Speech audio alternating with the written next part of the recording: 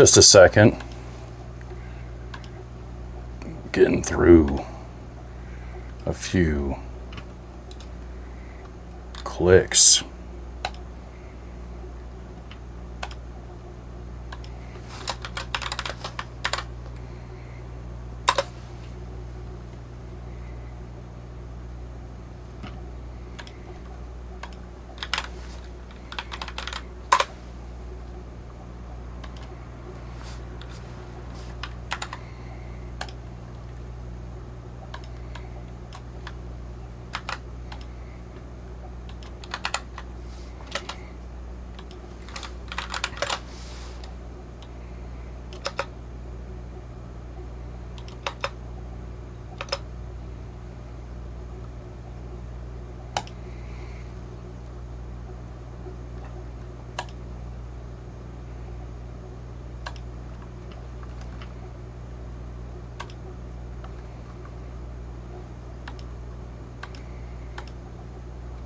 All right, that's close enough for government work.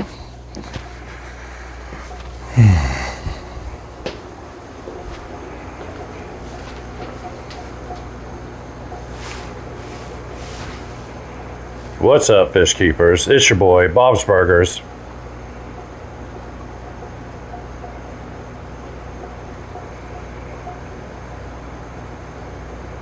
Shouldn't look at the fish tanks right at the intro. What in the world? Gonna catch my attention. No, that was a piece of wood. Thought it was a wire going into my tank. I don't even know why I would think that. Today, we are shipping like we do every Wednesday. Same thing we do every Wednesday, Pinky.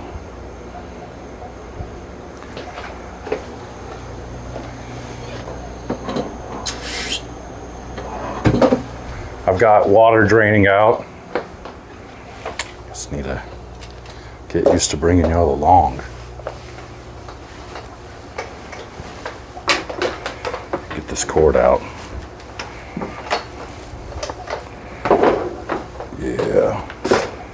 Yeah, almost there.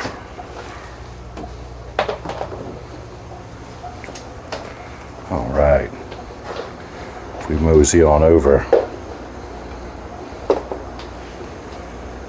to the front of the house. I'm trying to pump this water out of here. Gosh, I hate touching that. Let me go get a washcloth. I can tell it's stocked up. And I sure don't want to carry the water over there. This is so gross what I gotta do. This pump reminds me of a Saint Bernard.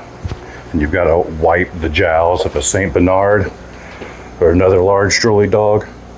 So there's plant material stuck in the mouth of this pump.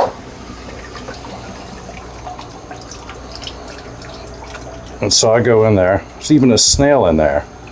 And I take a dry cloth and my nail and I just quickly rake over it. Just so gross. It's so gross. Help me, Mother. You know, I imagine a St. Bernard breeder has to go through the same thing.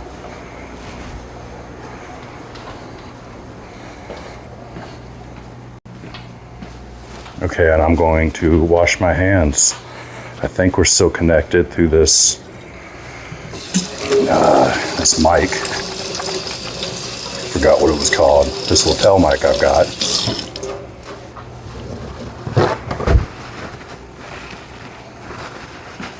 So if I go and make coffee, y'all can come with me in spirit, even though the cable can't reach over there. This cable can go all throughout my fish room and the bathroom.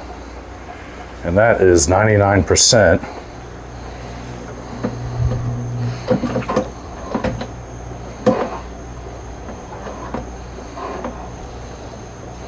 That is so weird. I can feel it sticking to the bottom. It's like suctioning to the bottom. But give y'all a good idea. I don't even know if I should even show you inside the grotto. A nasty concoction. Activate. Ooh. Ooh, double mic.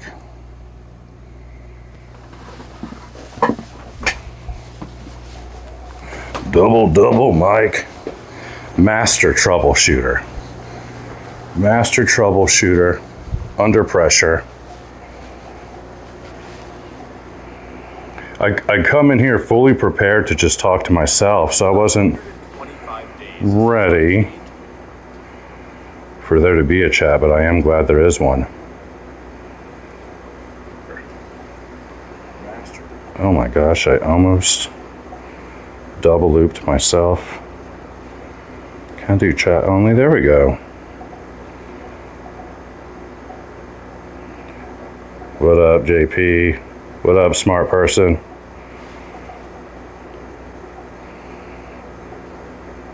Fish fam link. Dang, what's up? Oh my gosh. Don't fish keep tired. You just reminded me that overflows happen when you fish keep tired. I've got a line attached right now.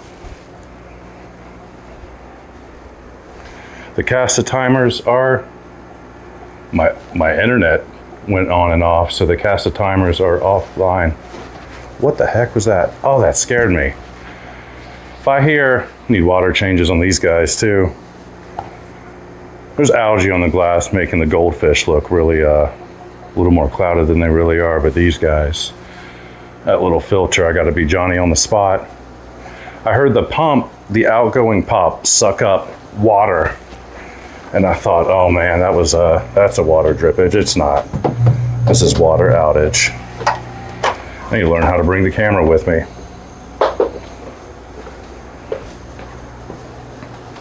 I don't think I'm gonna put more water out. So I'm gonna show you how I roll this in. So this is my junk water trash can. For those that are just joining, and I unplug the out pump. Really get packet on these orders. Got distracted with the water change. There's always suction going on with this pump, so I lift it up like a fish out of the water. And I pin it with a clamp. I'm not sure if y'all can see that. I use a clamp, pin it. It's dripping water, and there's air that's traveling through the hose. It always gets stocked up. Oh my gosh, I was about to say. Hours of muscle memory you're about to witness as it all pops forward. I move it with my foot, and then I hang it like a deep sea ocean fish. I can hear all the water dripping. This hose is going out to my front yard. It's like open to the night sky right now. A fox could come in right now and get me. I think we're dripped out. Not hearing any more noise. So I've got the hose that was hiked on the door, and I just pull it in. And slowly, welcome to Brenton's Fish. I show you how to roll up. Siphon hose.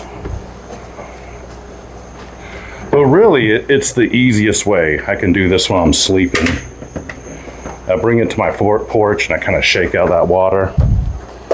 And then you get none of the mishaps, none of the drainage. I used to always put like a half a cup of water on my floor when I would drag this thing in. It would aggravate me. Those are the little pieces of muscle memory that I formed. Hanger right there. And if I ain't doing it the hard way, I ain't doing it the right way, right? There's like workflow improvements I know I could make that I just haven't sat down hard enough and have made, and probably the water changing system. I'm just due a plumber coming in here. Build an auto water changing system. Sell both my cars. All right, the fish packing.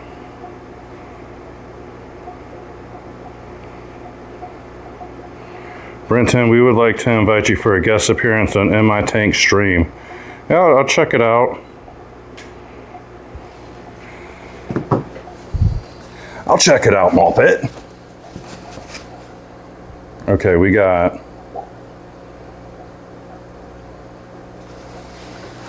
the big order, 4 little orders. a crusty box. And we are all seeing firsthand why it may or may not take me all night to do these. Looking good on the black molly tank. I'll get it up close of that. I've got the tripod attached to a capture card to make up for a long cord that I don't have. It'll get more slick, but I can't quite take the camera off the tripod like I did last time. So that's, we're all learning. Got a certain way I like to do these boxes. Got the muscle memory on that.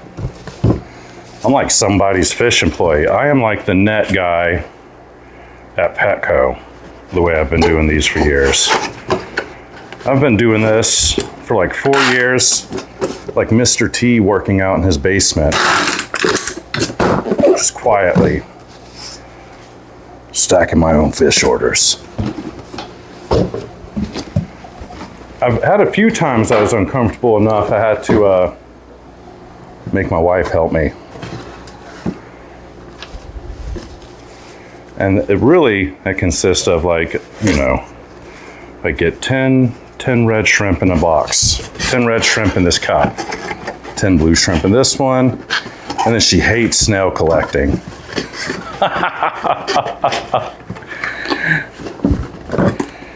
I am never going to be able to make someone do that for me. All right.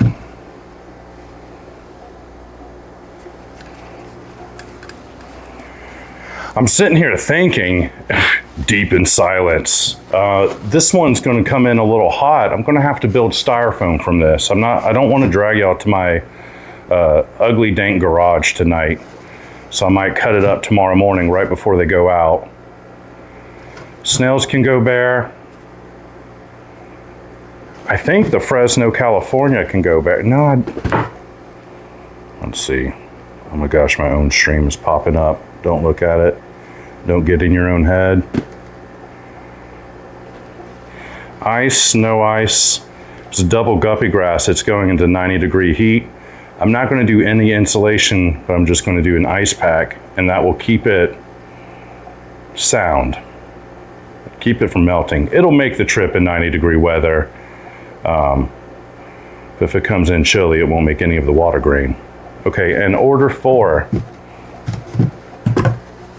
This is how I set up dinner plates when you're serving tables. Order 4 is 9 fish, and order 5 is only 3. 96 to 68 degrees. This is going to be an ice pack. Maybe insulation. I love inhaling me some styrofoam.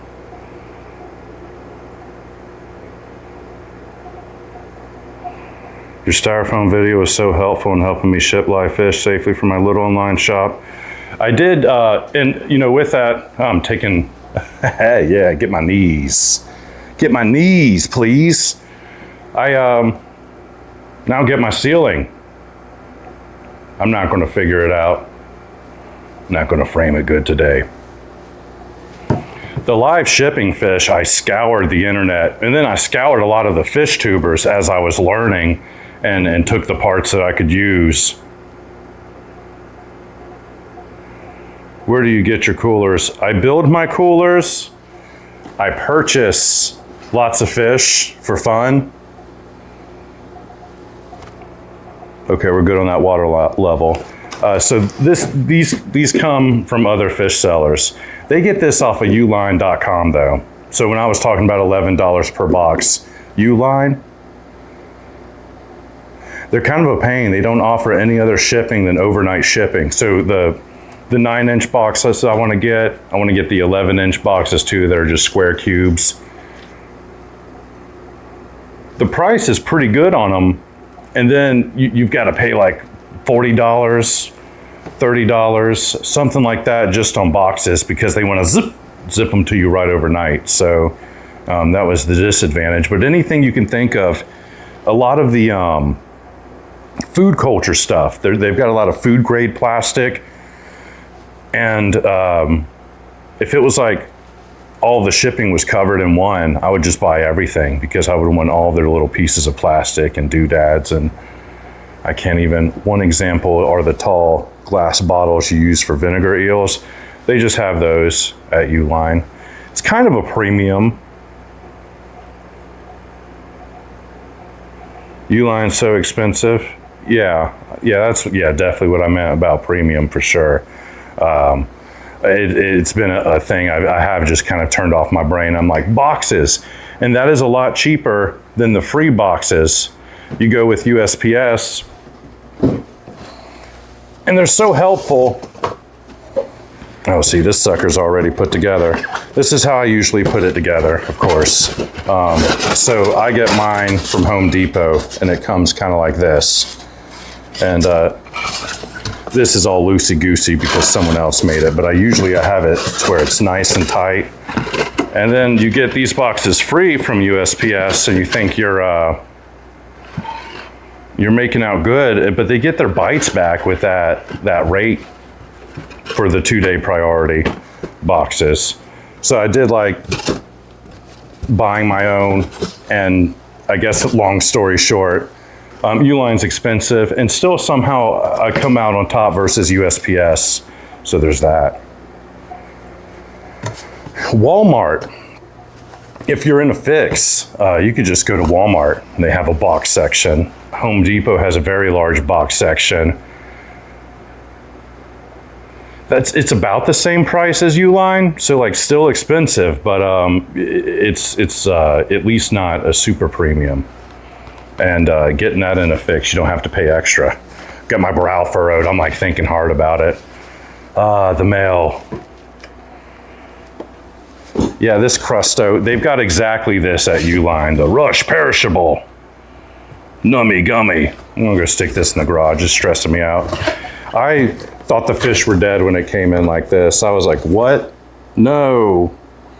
It always stresses me out to see water.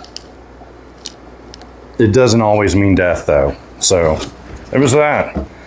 You get those breather bags, I swear they just sweat a little bit anyways. Throat's getting dry.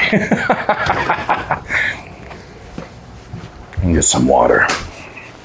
Back here in the kitchen. What if I just made my whole house into a streaming house? Had someone chase me around with the camera. Great Scott, there he is.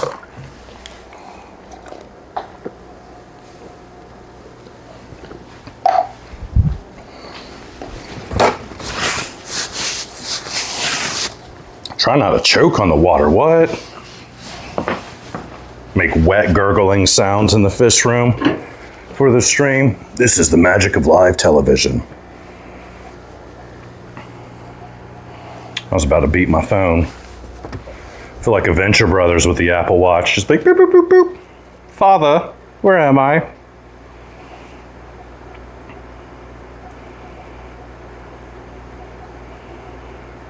I've always wondered that. I'm buying crazy expensive boxes on Amazon. Oh gosh, they're probably like double tapping you for something.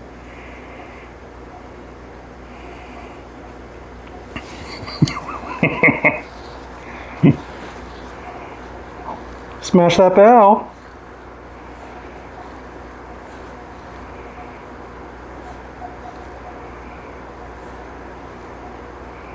Imagine being a mailman with a leaky box. I bet they're like ready to throw up too. I embarrassed receiving one, more embarrassed sending one.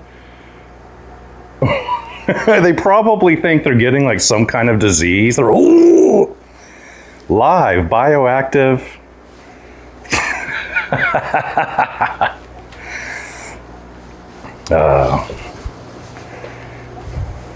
In the middle of the summer. Aquarium water leaking all over their hands. I'm swearing up and down it's not a big deal. Man, this is, I think I'm gonna bring y'all to kind of a ugly part of my fish room right now. I click the live button and then I look at all the shelves. So I'm like, yeah, we're going good.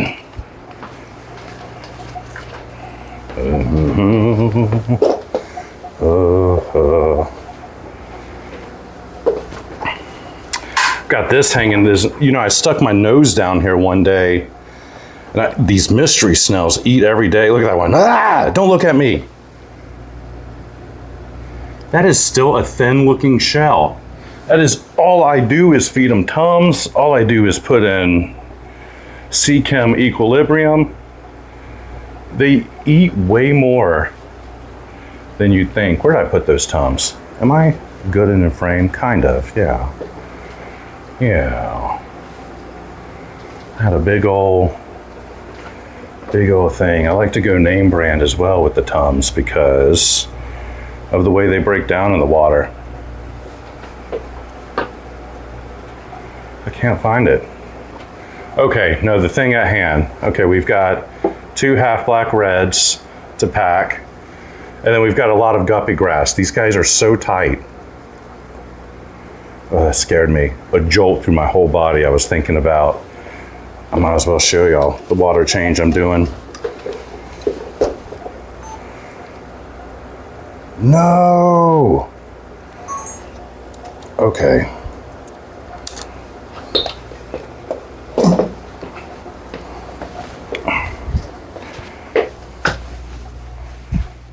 Am I? Okay, I'm still going. Every time I click record on the camera, it shuts off the whole streaming part of it, driving me crazy. Okay, we are really tight with some guppy grass. They're like, Father, help us. The adults are like, we have no life. Here we are.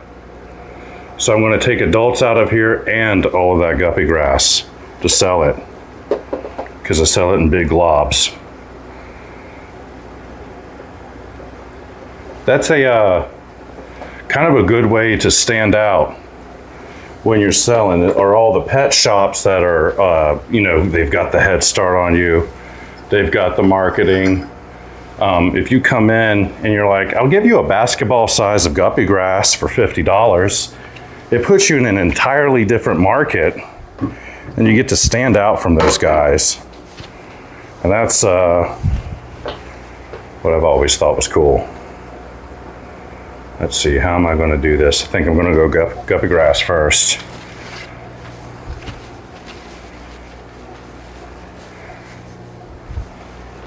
Where's the chat?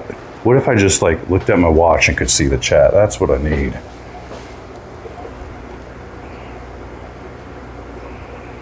It's going to be like a 4-hour ordeal. Ah, there's my phone. Send 2 big globs this way, please. Oh, yeah. What's up, Big Chop? I think this is your order, isn't it?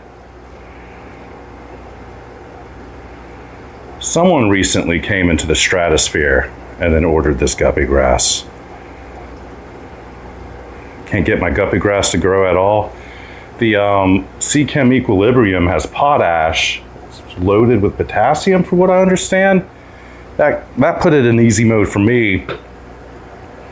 And I have it growing under the cheapest lights. It kind of takes different textures under different lights, and I think I have 2 specific species going on. One tends to curl more than the other.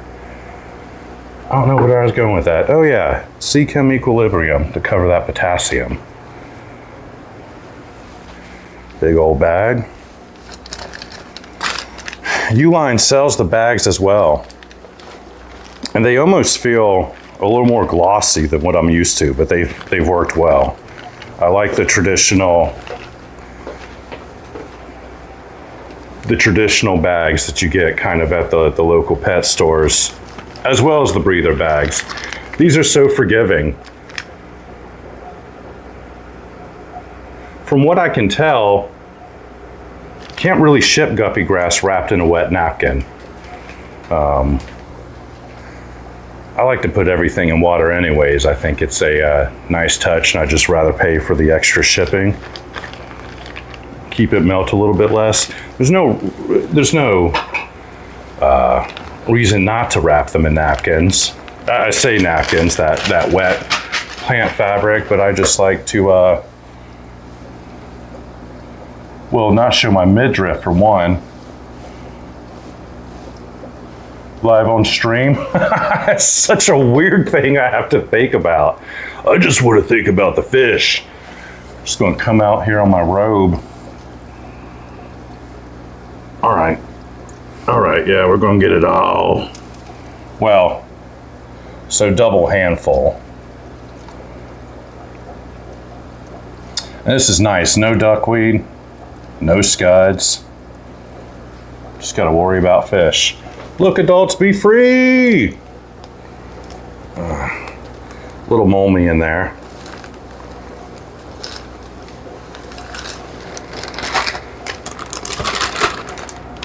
Yeah, one handful. Breathe, my guppy brethren. Two handfuls. How's that? How's that for your, you get 3 sprigs for, you know. I'm trying to think if these tweezers touched anything. No, they didn't touch anything bad. They were for this tank. How's that for the usual story, which is what, kind of like 5 strands? They'll kind of hit you up with this, and they'll be like, "Oh, $15, please." So I like to go real little or real big. So since they occupy that spot, we give a tiny piece for $3, and big old piece. Big old piece. I think 30 or 40, something. Traveling.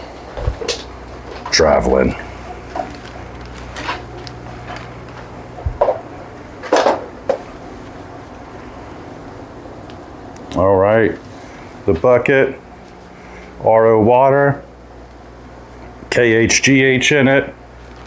Am I? Oh, I forgot this swivel just goes where it wants.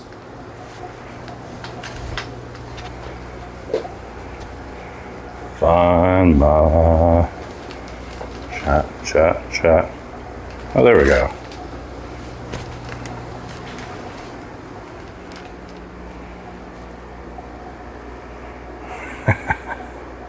With a chance of getting some extra fry with that order, it's a possibility.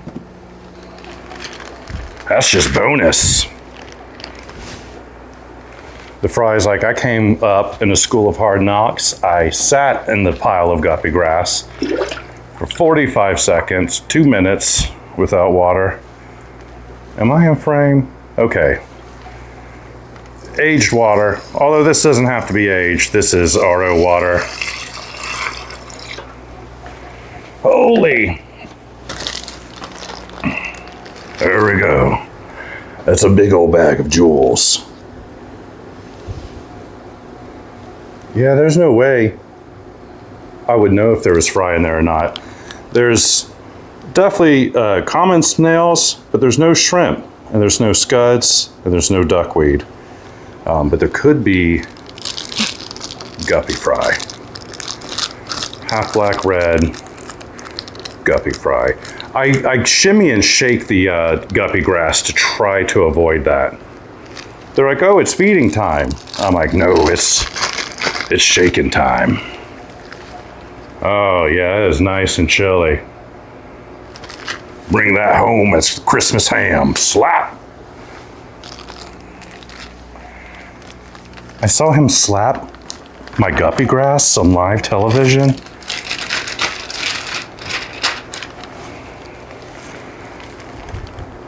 Welcome to QVC. Slap, slap. All right. I used to cut off the tails for aesthetics. I don't think that matters, though. Holy crap! Code red! Oh no, we're good. Okay. Go to the next tank. All right. Not code red. And I didn't even put a knee down on the guppy grass. So we're still whole.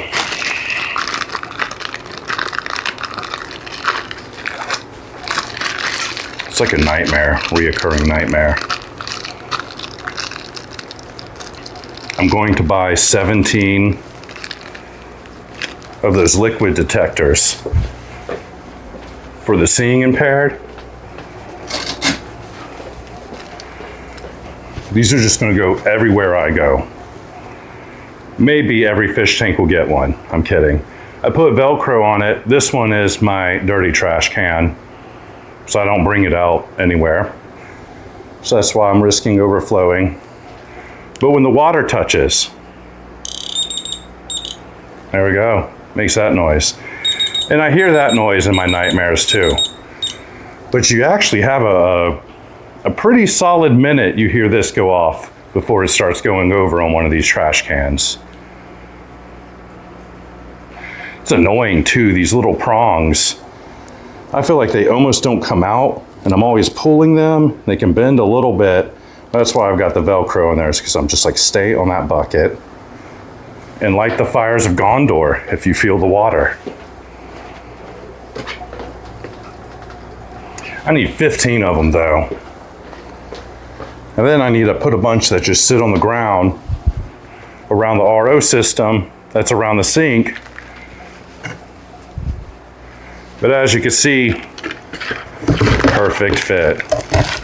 We'll get some insulation in there just to help it not rattle around. We'll put a cooling pack in there, and then you're not really going to have to cooler this up because guppy grass will take the extreme temperature anyways.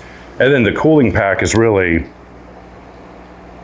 you know, if it sweats a little bit and it's adjusting from like a 70-degree fish room to 90-degree weather, it will tend to, I say sweat, it'll melt and it'll turn that water green, which is unpleasant to open. So that's why I'll just put a little cooling pack in there to kind of reverse that. But yeah, you can't really mail guppy grass in anything but water. It melts really well, but you gotta put it in water. It won't do the wet napkin. Hold it like a baby. This is like looking into my near future. As long as there's no scuds. The scuds eat the plants. If I have a scud and scuds in the tank and the gravel isn't dirt, they do a strange thing where they clear out all the plants. So I know there's no scuds in there just by how I was able to grow the guppy grass out in the first place. Of course, that tank was started from scratch as well, which is also the safest way. And then I make sure I never use one of my trash cans that I know the scuds are swimming around in. And then as of late, I've had to take the scuds off the shop. I've been struggling with the RO water. I recently started cycling a trash can of pure tap water, or it's the discharge water from the RO system. So it's my tap water times 2. My tap water comes out at 300 ppm. I'm thinking this is 500 to 600 ppm, and I'm thinking that's what the scuds crave. It's iron, silica. I'm sure there's calcium and magnesium in there, and minerals that you would normally think. But anyways, that's my life story about scuds. That's where I'm at with scuds. So yeah, right when you said that, I was thinking, gosh, you know, I've been putting RO water in that tank for so long that even if there was scuds, which there's not, that they're isolated, they would dwindle down and be so weak because, I don't know, are they eating the iron and silica? Anyways, a question for the philosophers.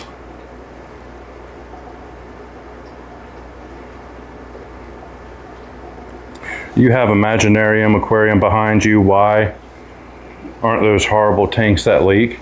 I think all tanks are horrible tanks that leak. I have 80 of them, and I haven't had any of them leak on me so far. I see cracks on some of the Aqueons and something, you know, a little bit wonky. I feel like until I build the muscle memory to just build tanks myself, they're all probably going to be low quality. And I come in swinging at the bottom dollar first. You know, I go right for the cheapest, most efficient sponge filter I can find. I go right for the cheapest lights I can find, and then I just find whatever plants are going to deal with those cheapest lights. I've really gone the cheapo route. But specifically the Petco sale, I'll never be able to get from. Now, PetSmart has been matching Petco, on the dollar per gallon sale is what we used to call it. It's now the 50% sale. And so you can get your Aqueon from PetSmart during the same time Petco is doing their 50% sale. But yeah, I can't get away from these. I mean, this thing, well, back when I bought a lot of this, these were $40, but now they're $75 and they're normally $150 with fishflation. 40-gallon breeder.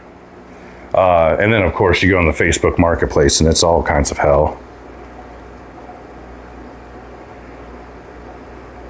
Nick has been in the fight for 3 years now. Don't tell Nick he can sell them then. Because I have a thousands of dollars worth of scuds I've sold. I contemplated making all of my tanks scuds. Like I just wake up in a pile of scuds. Oh, checking the tank, we're good. Filling up. Let me show you these guys I keep talking about. Keep jerking my whole head to the side and y'all don't even know. That's just these guys on the floor, 20-gallon long. And the black mollies way over there. Gave them a water change. Saw a female acted funny, and I'm like, I'm definitely due one of that. I'm gonna have to pull that female out too. Give her a salt bath. And then we've got the swordtails. They're due as well. I didn't even KH that one. Let me tighten this tripod.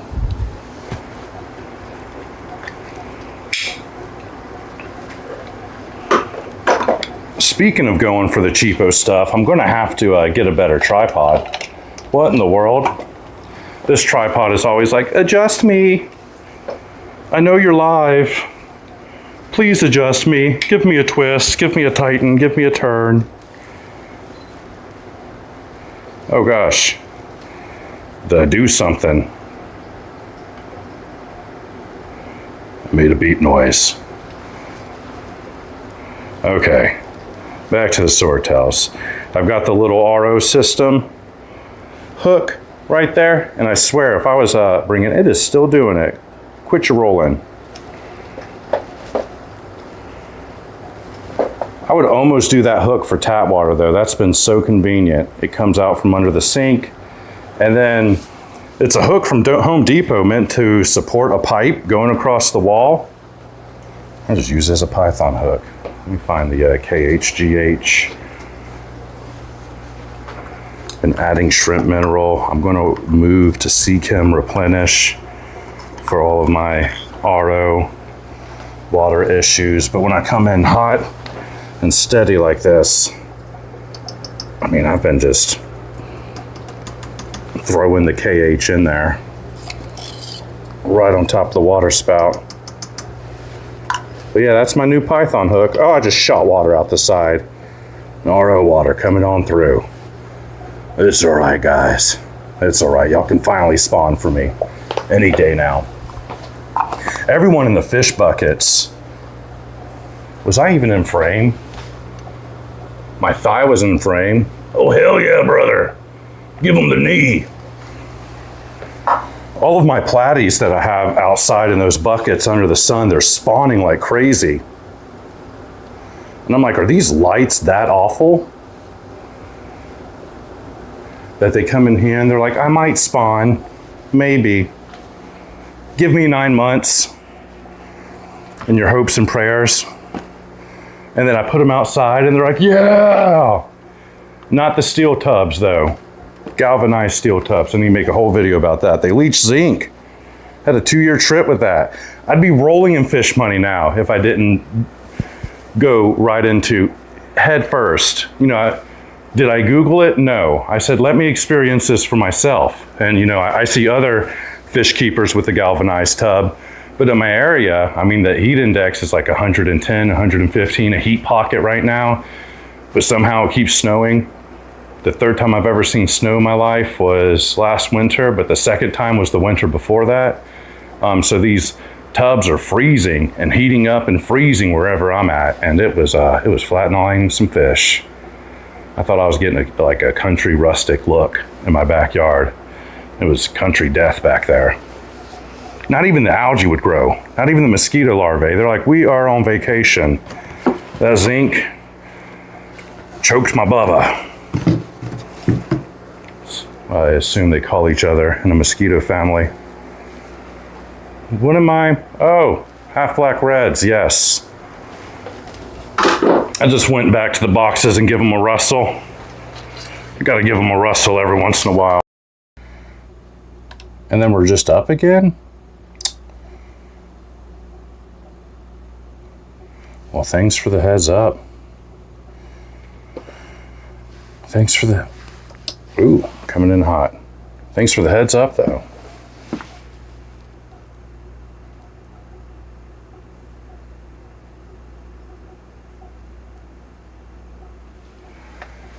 I could have been out for so long. I guess I'm going to pull up the stream and look at it live, and then I'll be able to keep track. Yeah, I'll keep the phone face up. Just sheer habit. I go face down again. Am I here? Oh, yep. Y'all are kind of behind a little bit too.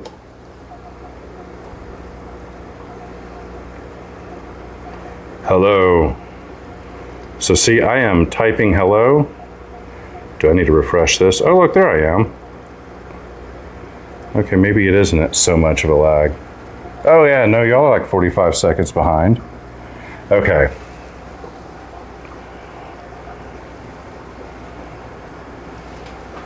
Well, I don't know where I left y'all, but I've got these guys packed and I'm looking for pliers. That's the drama thus far. What's up, Mexicali Fish Keeper? I don't know. I don't know what that was. Sorry. I got excited. Pliers. You know, I have these shelves. They're just set out like rat nests. They're tiered rat nests that are roughly like the tools are on one tier.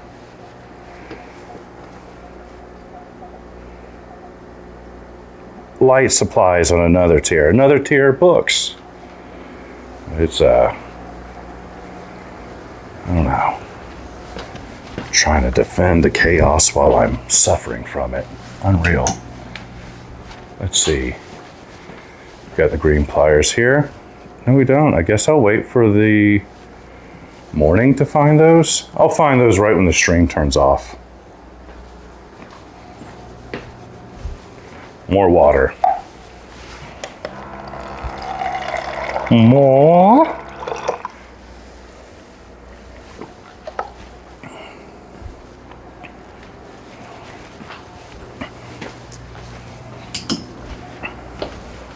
No such luck.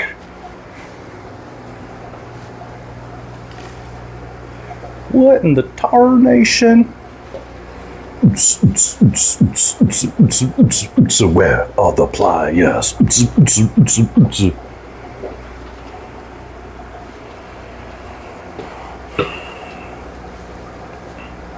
It's like I wanted to wrap them up. And then sometimes I like to put them in the garage if the garage is sitting there at like 75 or 80 degrees at night. Kind of keeps them warm overnight versus the 70 degree. But where in the world is Carmen Sandiego? You know, if I was to turn on that stream every day, this is what y'all would be watching, is me rustling through all my crap. Just always. Okay, let's see. I'm just going to fill up this cup with water. I guess I just move on to the next order. Gosh, I don't want to... I guess I could put those other guys in a big bag since I'm sending them in a big box. There, there, fish, have a drink. You think since it's RO water, they're just like... Ah. All right. Look how much happier everyone is. They're like, we can breathe. Please. I really like to get that guppy grass on one side. So we have two different approaches to life. Minimalism. Look at the adults though. They're just like, we're gonna hang out here. Here, come on. I'll do something. You're free. All this free real estate. Go get it. Go get your boardwalk.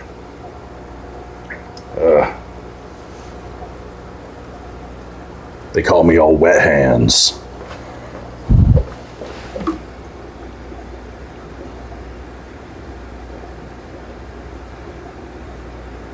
Got some insomnia.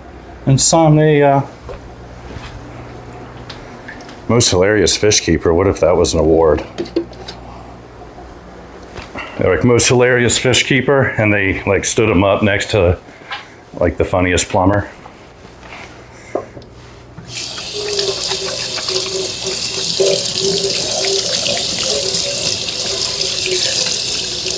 Funniest fireman.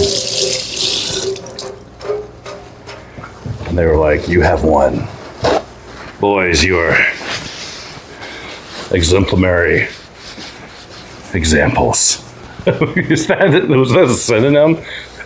Do those mean the same? Very great examples of your industry. With humor in one hand and a fire hose in another. Oh my gosh.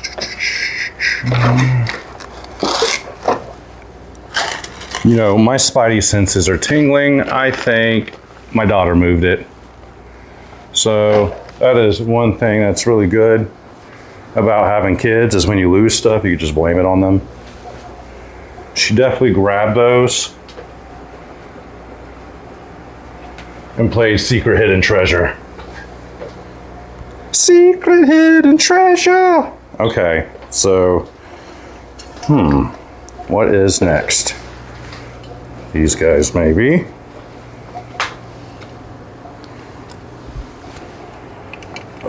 Cord management. It's a full-time job. Look how low. Oh my gosh. And why it's like, I am going to lower this much, but I will lower this much. Why, we do not know. We just know it's funny.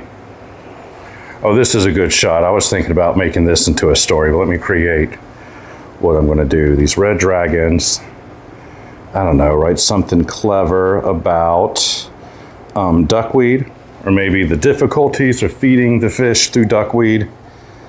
And then it's going to do a close-up of the corner here and just put a pile of flake food right there.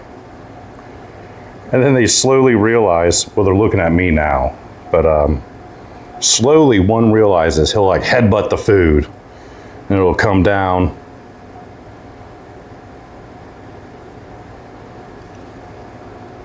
My children, this is where you want to be. Ride. You gotta headbutt. I'm having a great time. Having a great time here at 1 a.m. while everyone's asleep.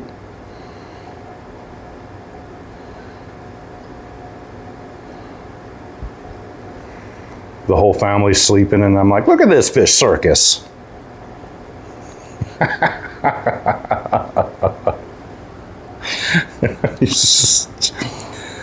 Honestly, that is, I think they call that winning. There we go. Body slam it. So see, that'd be a good shot with music, right? That's what I get to sit here and think about. Let me check to see if if it's even up. Oh yeah, we're up.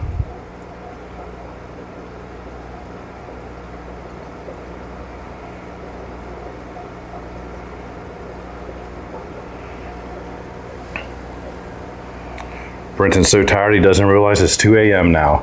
It's 1 a.m. for me. I'm on that central time. There's a little piece of Florida that hangs out right outside the Eastern time zone. And that would be me. 1 a.m. Central. Oh my gosh. Come on. Come on now. Headbutt that food. All right, you know what? It was impressive when I was here by myself the other day. I'll say that much. It's like red and silver flashes. They were going gobbleicious. Now they're like, I might not eat this today. Throw some water lettuce on it. Get in there. Okay, well, you know, I certainly don't want to give y'all too much food, if that's what I did. If y'all aren't that into it, neither am I. You know what I mean? That's a good old fish keeping trick. Feed too much, just claw some of it out. Compete with them for the food. You know, they are not that crazy about this. I ordered the flakes really because they ran out of granules. Tetramin minimum, so it like minimizes how much they poop, less waste. What in the world is that? They're like, we packed it with styrofoam. Looks like a Halloween treat in there. A little fall mix. A little pumpkin spice in there. Sometimes, let's feed the big ones. Yeah, those are the ones that like pop at the top of the water. Which is, you know, the angelfish. I love how the angelfish hit the top of the water as well. What if I was able to pull up the live stream on my wristwatch? That'd be the real winning move. Let's look at the chat. Right on my wrist. I'll be like Inspector Gadget's niece. And she had some kind of wristwatch.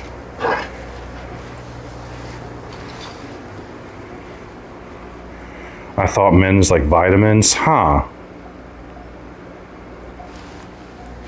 You know, maybe it is. You know, and they eventually come around to it.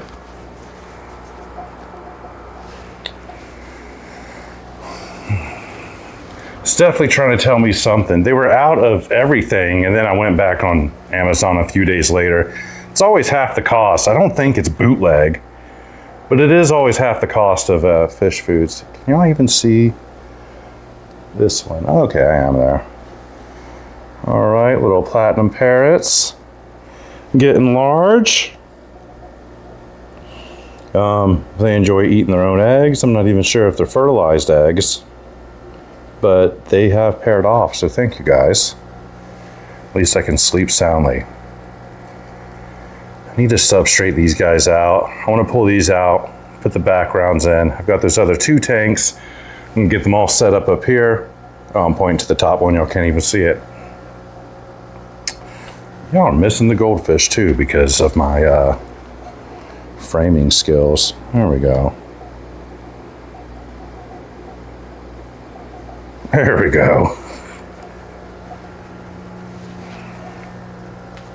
This has been a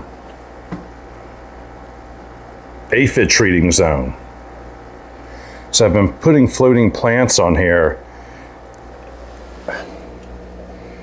And I'm under the impression that the cichlids have been ruthless, all 3 of them. The whites, the blue parrots, the jewel. I've got 2 little jewels I'm going to put in there with the big one. And then the goldfish have been completely slacking. The ranchus, I think they're underwater cows.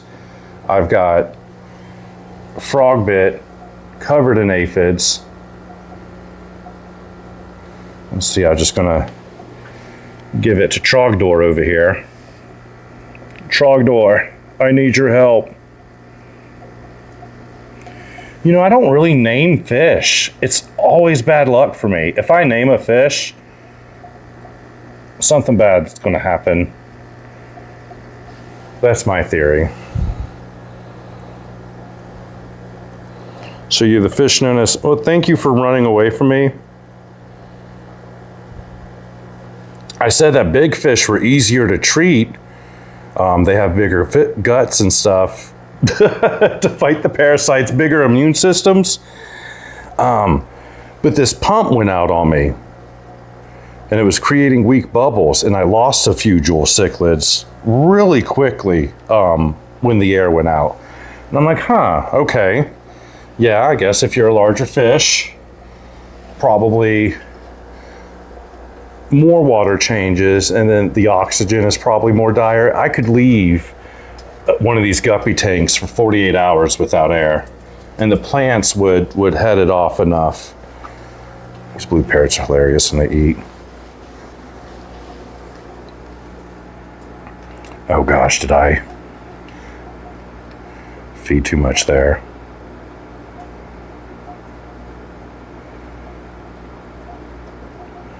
No, I'm good. They'll fight each other if I don't put enough.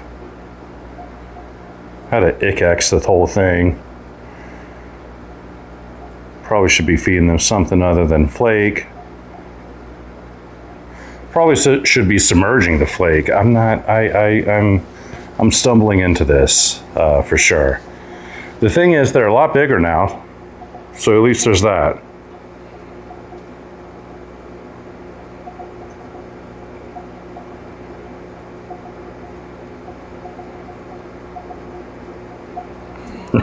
Tape my talk girl, the calculator Tamagotchi. The computer to look like Penny. That would be a good sales item. I mean, they need to like resell that.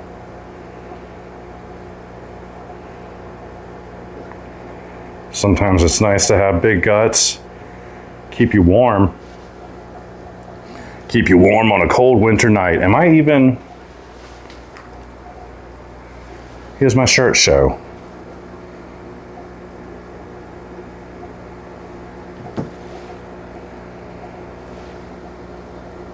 The aphids have been driving me nuts. And I've got this long video essay. It's like 25 minutes long. I don't know what the end of it's going to be, except I hate aphids so much. I don't know if I'm just going to be ladybug man. What are the other things? Lacewings? All of these things, I'm not like trying to live in swarms in my own house. The aphids are so annoying, and I don't know if I get them off the floating plants, are they just gonna move to my monstera? They make me so angry, and they're aquatic, and the ladybugs are not aquatic, and the lacewings are not aquatic. Everyone swims like a stone, except for these aphids. They create a little bubble around them. I hate them! I feel like Anakin. I hate them! Ah!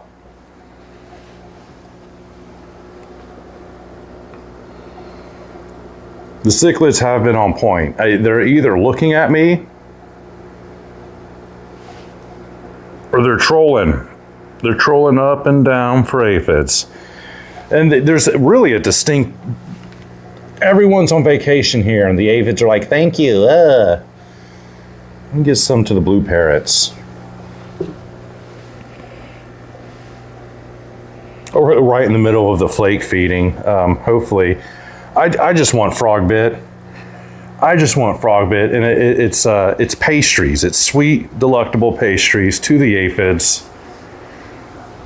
What else is on my list? We've got the pearlweed. I'm not thrilled about how the pearlweed is growing up there. Definitely got a golf ball size. Another tank the guppy grass took over.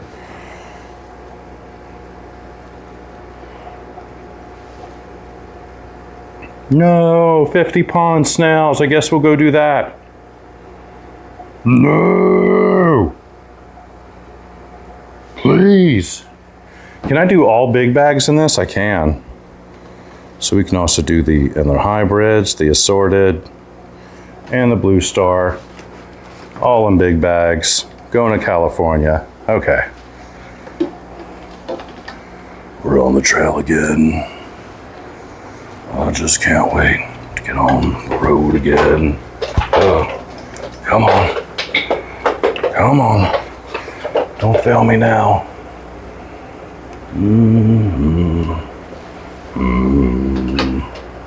This is our stop.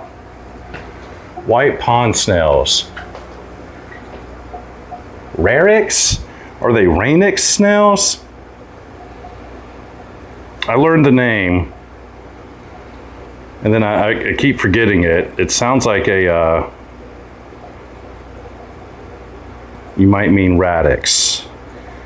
That's what I'm reading on Google right now. Radix snails. So celestial cat ears, fat cat ears, not skinny cat ears. White in color, speckled and celestial. If I can say celestial right, and then if I knew the species, I could probably sell these little pond snails for more. They're just interesting. And then anything I can group together and put on the website as a product sells like hotcakes. I hate collecting snails, and I really don't want to do it, but everyone has their price, and I literally price these snails at $1 a piece. They're not kept in outdoor tubs, so they're at least eating what I'm feeding them, and they're at least parasite free. I know snail leeches, and they don't have snail leeches, so there's that. Gosh, are snail leeches unavoidable outside? I feel like the bird droppings come down. Let me find the chat. I'm going to put my phone in my pocket. This whole watch thing has a beeper for your phone, and I lose my phone probably. Me losing my phone here is an accurate rendition of what I do in real life without streaming.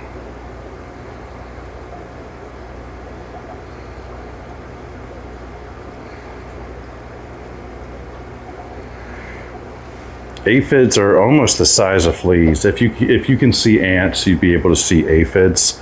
And then every time someone shoots, I'm going to show y'all my aphids. They look different every time. So mine are golden, and I have seen other people with these golden ones. Whatever they are a pain. They don't swim indefinitely. They have to stay on top of something. Y'all see those little suckers. And all hail the Sony cam for being able to do this. I've been filming this aphid documentary for so long that I know exactly how far I can get in with the camera and where I can focus it. So I am a master. I have so much footage like this, and I'm overwhelmed and like lost in the sauce on the editing. But aren't they little turds? I want to punch them. But then they just clone themselves. They don't even need males. They could all just be females. They clone themselves. And then are you guys not hungry enough? You know, another score for unhungry guppies. Bubble check. You know, I could probably use a top off and a water change, but I don't think we're dire. They're just cruising. Thanks, guys. Yeah. All right, the snail gathering. This one, pretty good with snails. Get some males nipping at each other. They mess with one female for too long, she'll go like berserk on them too. So you can see that some of these, I mean, maybe that's just an old boy. Huh. Yeah, there we go. Got the black metals in there. We also got the white pond snails. Oh yeah, Peggy Hill.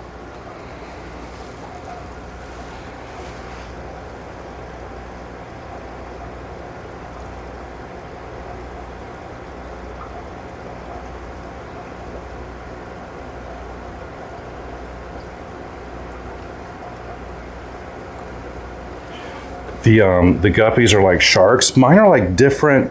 My most shark-like guppies are the most assorted bred. The most common, the one with the most genes tend to be the most aggressive. The more pure they are, the more meek they are. And then for endlers, I just give it up. They're like the kindest guppies that ever did exist.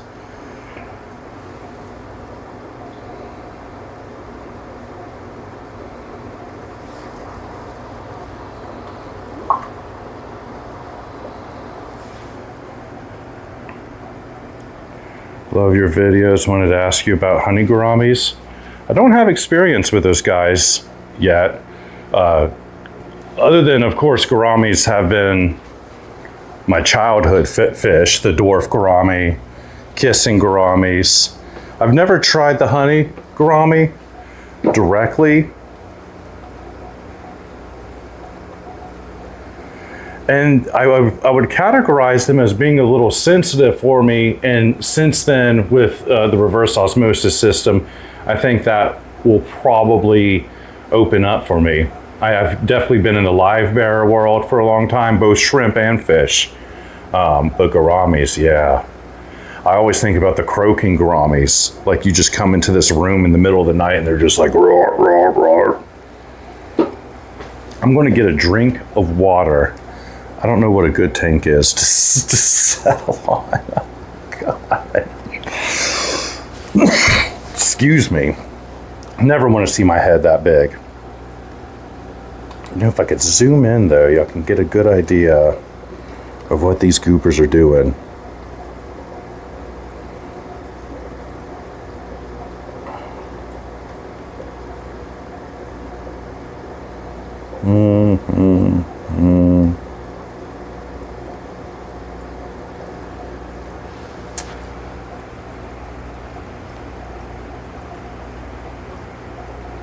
I've had weird things happen with this tank. I finally won the algae battle. So all this moss is crazy. I just, you'll have like so much unlucky things go on with moss. And then one day it's just gonna choose one corner of your tank to attach to. And then you're just gonna look like the moss master. But until then, the algae is going to attack it. The snails are going to attack it. There is a real emergency with this tank. With the snails eating everything. And then they just decided to stop one day. I took enough out that the plants started to overtake how much they could eat. I don't know. Okay. Quick coffee break.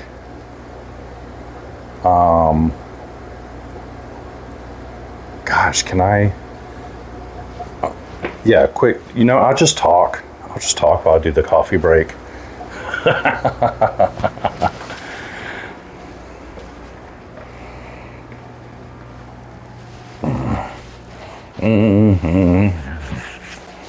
But gosh, yeah, those honey gouramis look nice. I've heard inbred accusations with the honey gouramis, and I'm assuming you can just say that about anything after a certain point, though. You know, I've had, I thought the inbred guppy situation was, well, of course it is widespread. I thought it would absolutely hamper me, and it turned out there was a completely different problem other than inbred betas. This lady on Facebook grilled me for calling them betas. Betas? Quite frankly, both words don't sound correct. Beta, I guess, you know, alpha, beta, gamma, delta. Maybe, you know, that's what some people hear. When I hear beta, I hear better. Don't worry, things will get better. I can't handle it. But also, I think I interchangeably, I switch them back and forth. But I've been watching editing footage a lot of times. When I do those tank reacts, they're always betas. And I'm like, I'm hitting the alpha beta every time. That is the one I chose. But this lady came on. She's like, if you're going to profess yourself as a beta expert, you need to at least say it right. I'm like, oh, no. No, you didn't. Because for me, I thought, you know, we're all past the potato thing. I thought wrong. They let you say crazy things on Facebook as well. The moderating, I just think it's like just people grilling each other. And then there's this thing where I just, it's so useful for fish though. Good night, everyone. Can't stay awake. Take it easy, JP. hit the algae with the peroxide. I do like that. I've got the coffee brewing now. I do like the hydrogen peroxide for the algae. 4 milliliters per 10 gallons is the highest I'd go to keep the moss alive. And then Algae Fix will always keep your moss alive, but they will kill your shrimp. I think you could do half dosages on Algae Fix. Maybe it won't kill your shrimp. Really don't like it. And then Algae Fix comes with a 5 millimeter bottle, and that 5 milliliters is like for 50 gallons. You have to use 1 milliliter per 10 gallons, and they don't even have the cup measured for that. Okay, I've got this swordtails. I'm glad they didn't sneak an overflow on me.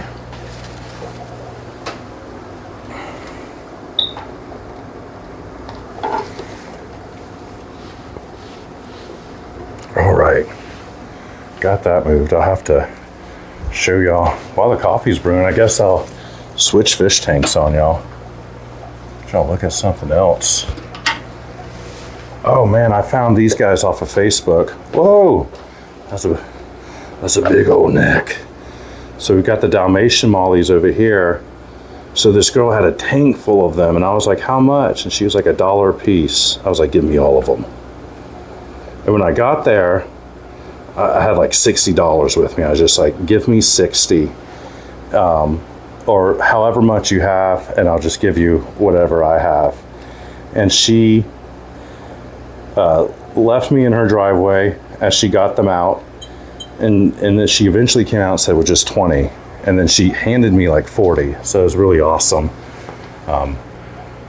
Sometimes you meet really crazy people on Facebook, and then other times you just you have a really good time. I try to make sure everyone comes out on top if they meet me out in public locally, because it's always so weird. So I just want to give them like extra stuff. And I'll often, say 10 shrimp and I'll bring 15 or whatever. So a lot of tradings I have, I felt like sometimes they reciprocate that, and other times they don't. In this case, man, she definitely reciprocated kind of that giving culture and gave me Dalmatian mollies. I think what we have are they Stardust platies, or are they green platies? A certain type of platy, I have to relook it up. A whole bunch of black mollies. And then I'm not sure if the black mollies were breeding with some of the Dalmatians, because the black mollies in the other tank are a little bit speckled as well.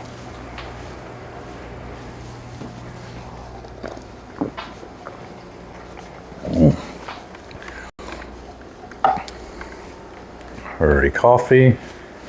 Let me go ahead and find that phone again. I need to just put it in my pocket. There we go.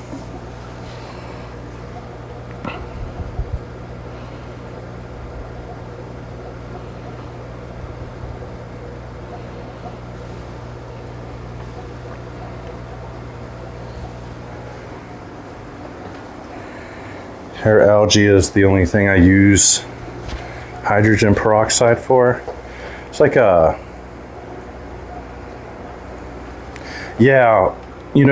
have to do like weird little things to make my moss win against algae. And then other plants will battle algae and they'll start losing the good fight. And I will have to step in for those plants as well. And I do, whether I have shrimp or not, is whether I use hydrogen peroxide or not. And then, it's helped me win a lot of moss wars. I need to show you all the tank where I always talk about a big ball of hair algae that engulfs my moss. And then once I start treating it correctly, the moss just appears out of the big ball of dead algae. And that's very satisfactory. It's almost like healing a sick fish. Boy, I am excited about this coffee though. I do full grounds to fill it up with hot, half water, and it comes out like black oil.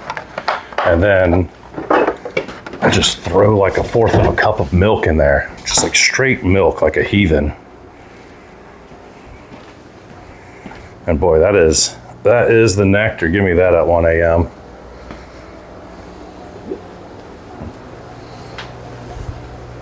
My wife is going to be like, did you get any packages done? I'm like, no, just hung out. Just hung out. Swordfish are all filled up. Swordfish, swordtails. Swordtails, swordfish. All right. Snail time it is. Darn it. We'll try to really get the frame good so we are missing my midriff.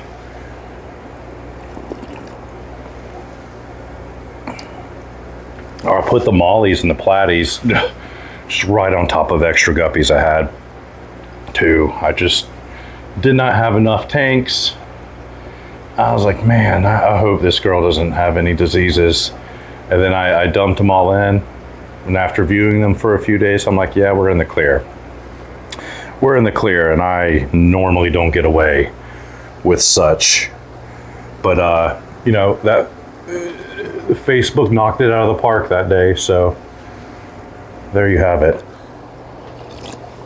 I need to remember to bring y'all with me. I go off wandering around. Is that a disaster waiting to happen? No, we got 2/3 of the coffee cup right as I frame it for the snails. Ooh, coffee cup, yes. So right here, we're filling up some more tanks, got the RODI hose. And everyone's looking so good in here. There's only 3 of them. But I have this other one, they're not looking so hot.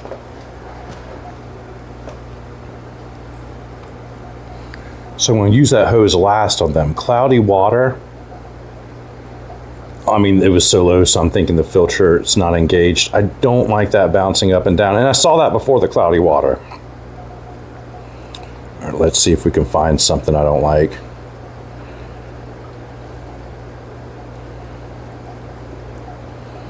I think he's skinny. Yep, right there, that wobble. Right there, center. Tilting up. You see that tail flat? Do not like that. What do you got, boy? What do you got? It's just bad. It's like a, it's just a feeling I get. And you know, the water top certainly reflects that, but that, you know, that's that thing. I dream about fish body language. It's like a puzzle. You know, I can spot them out in other people's videos. I'll spot them out in my own videos. I was like, oh, there's one. There's a wobbler. And, you know, and sometimes it could be different things. Maybe it's not something sitting in there contagious, but I am obsessed with catching the contagious. Ooh, ooh. Okay. Ooh.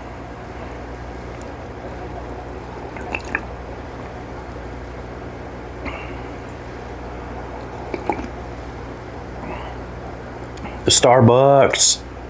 You know, it's the one of the Donkey Kong cups I have. Of course, it's Folgers. Sponsor me, Folgers. My head is massive in my own stream.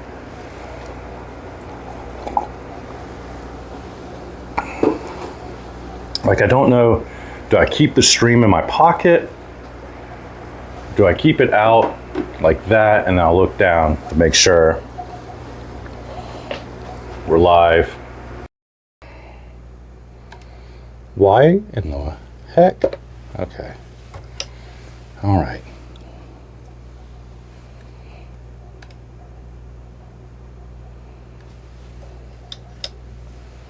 I think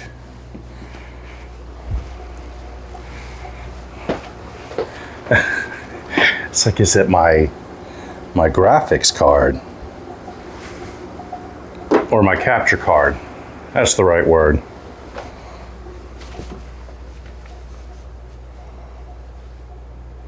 Check, check, 1, 2, 3.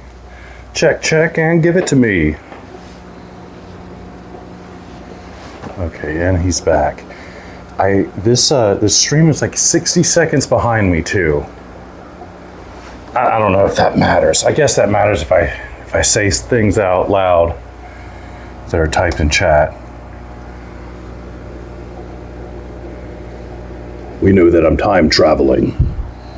All right, 50 of these guys for $50. Let's do it. Didn't set any traps. It's like the game show. You stand in the wind tunnel and you try to grab all the cash. Ah, give me the snails. 1, 2, 3, 4.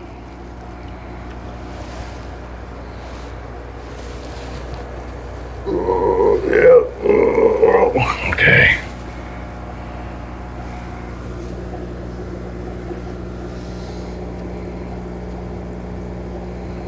Give me your snails. Oh, see, they empty out their air bladder and they sink and dodge you. Little turds, man. Why won't they let themselves become food at my whim?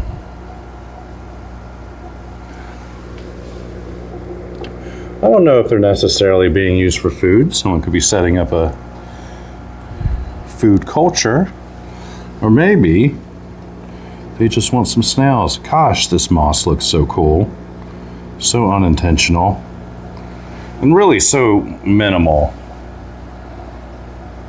normally. Well, I'm so happy it's taken. It is still battling the algae though.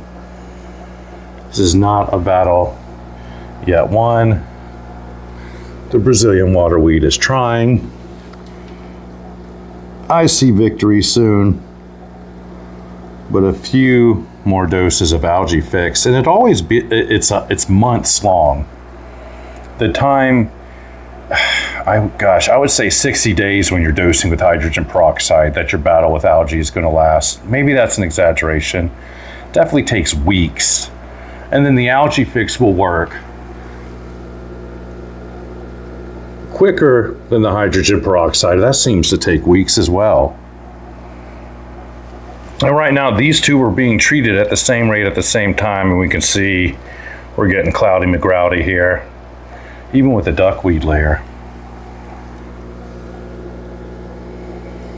I do not know what I'm doing with these tanks. I mean, they've got the breeder colonies in here. I started with shrimp, and then I think the guppies kind of scared off the shrimp from breeding fully, because I watched the population go up and then go down.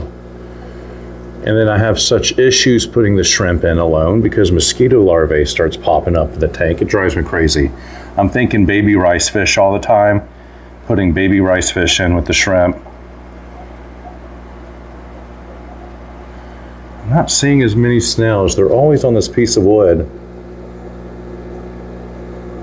That is always the worst, though. You start running low on something, you have to scavenge harder. I've got a few tanks, though, of these snails, so I think we're good. Oh, we're still up. I'm gonna have nightmares, just always checking the phone to see if I'm up.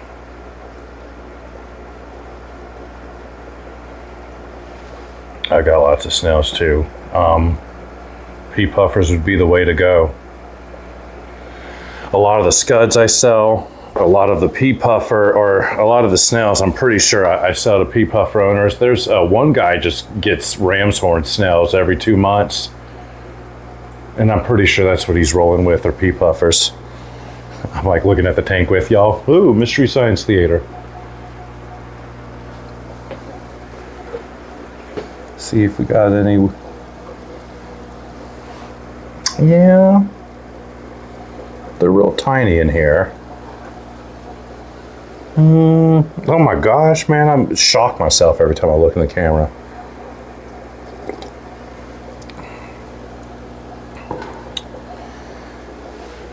Tinier, fine, but oh, here's one. Oh, come on.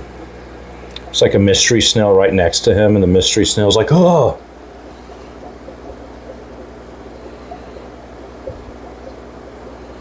Well, not quite.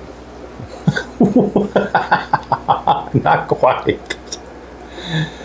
He's gray. He's a pond snail, And he looks like the Radix snail, but he's gray. I feel like it's the same phenotype though. Kind of, you roll with the white mystery snails and the blue ones, and then there's the wild type. Do they all hatch like different colors? I see you. I see the white one right there. You dare hide from me in my own house. I will find you. I'll give him a gray one and give him extra as well.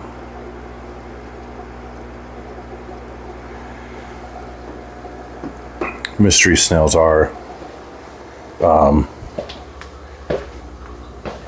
they are a really good snail. Let me check that water level. Holy crap. Code red. Huh.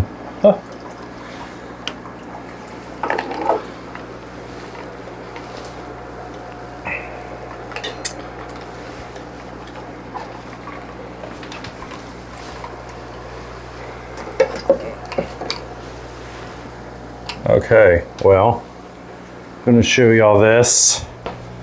The ins and outs of fish keeping.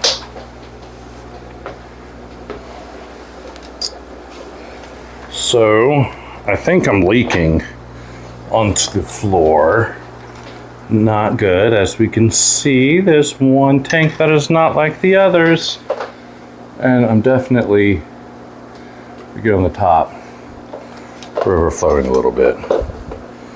So, we do some more cord management. Love that part. Manage cords. Shake them around a little bit. Production. And we've got a code red. I just need a little jolt. Just a little off the top, please. Oh, there's my pearlweed. Nice.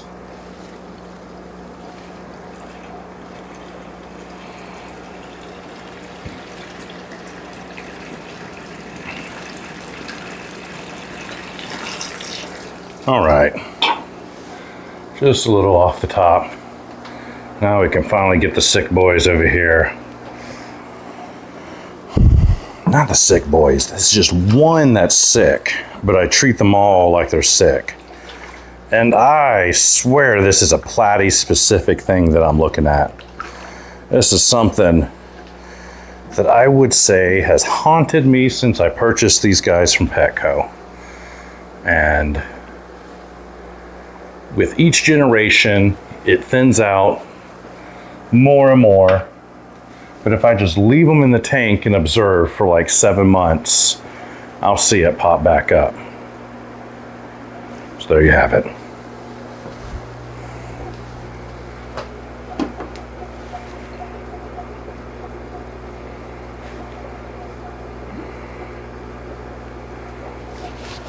I should have had the beeper on it. Yes. The only beeper I've got is the one on the trash water right now. And I don't want to touch it on the other stuff because it touches all of the discard water. Y'all having fun? Y'all are crazy.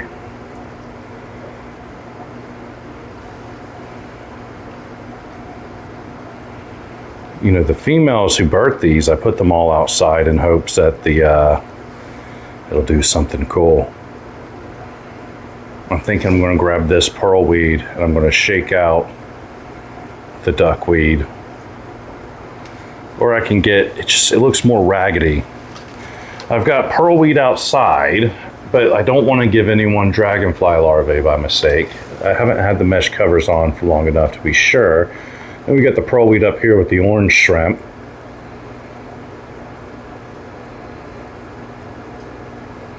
It's so bizarre. Why are these lights going blue? These are the, is it hiker? They're like clip-ons. Super affordable. 3 lights with 1 plug.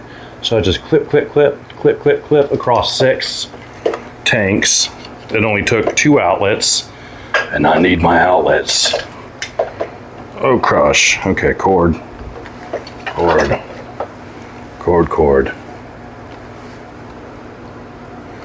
All right,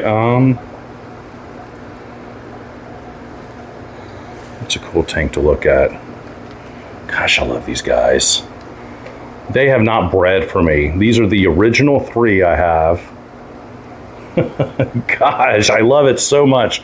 I wanted Santa Maria for so long, and I was about to, Dan's Fish, they were like $40 a pair.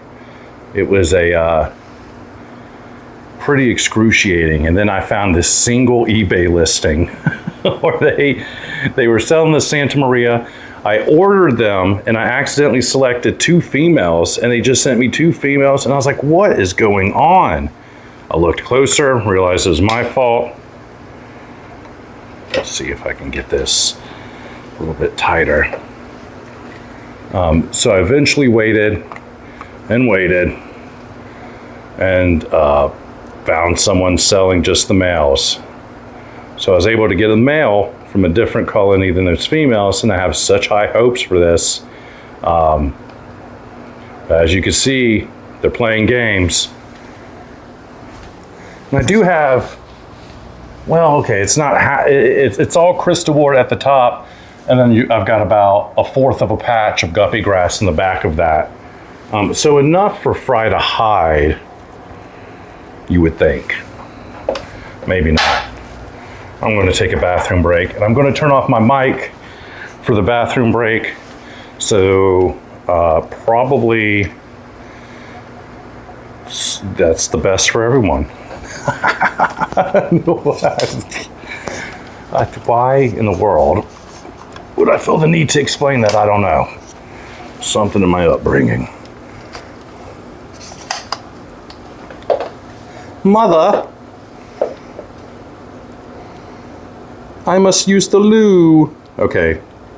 All right, I'll be back.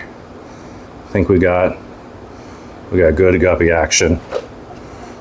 Do we need squat lower? Inler action, you know what I meant.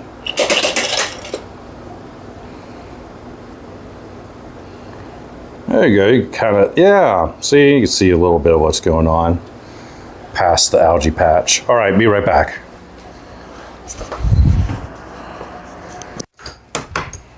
All right.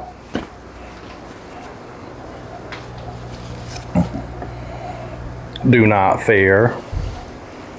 We have a keg in the making.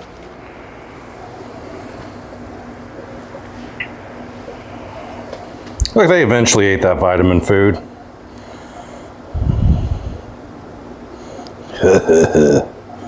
Get you some of that. All right. Where am I? I'm seeing some snails that I can use right there. That's the breed. So high up though, don't make me climb up there.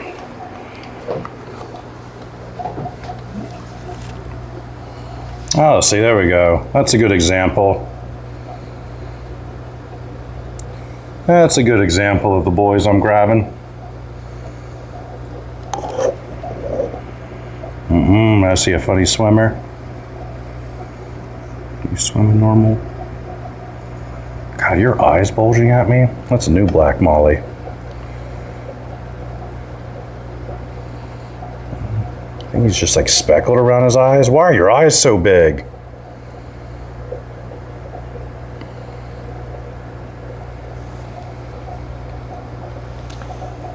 It's got little white spots on him. I'm like, ick. Where'd he go? I'm supposed to say I could see him in real life, but not on the viewfinder. Got a big ol' eye. We are all friends in this tank. Okay, give me that guy. Oh.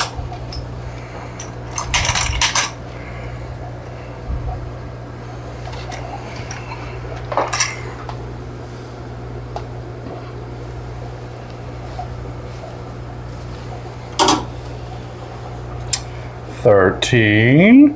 Whoosh. They make little bubbles. Gosh, I'm getting tired. What in the world? I spent so long playing with my camera and stuff and trying to figure out the rhythm. Let's see if I'm live. Oh, I am. Look, no black screen. That's how I know.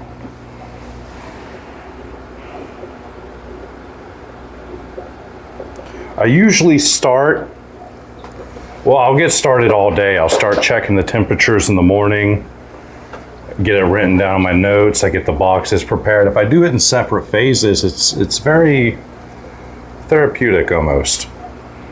I stuck my hand in the Facebook tank, so I'm going to wash it with soap. Rinse off the soap. I'm going to dig in this one for the rest of those snails.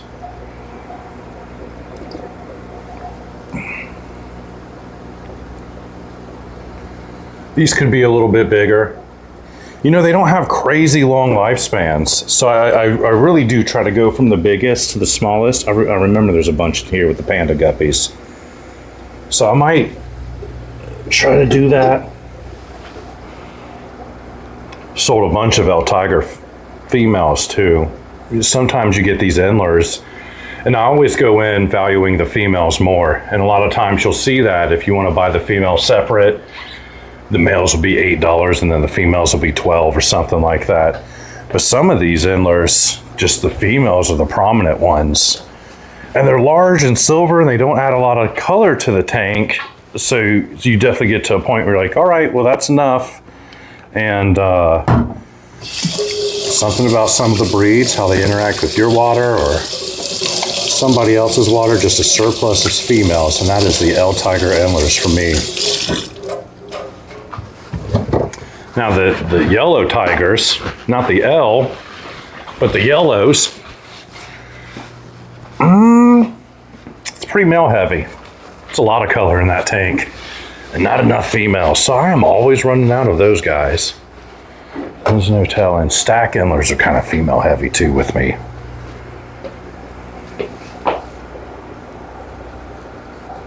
All right, washed hand, snail cup.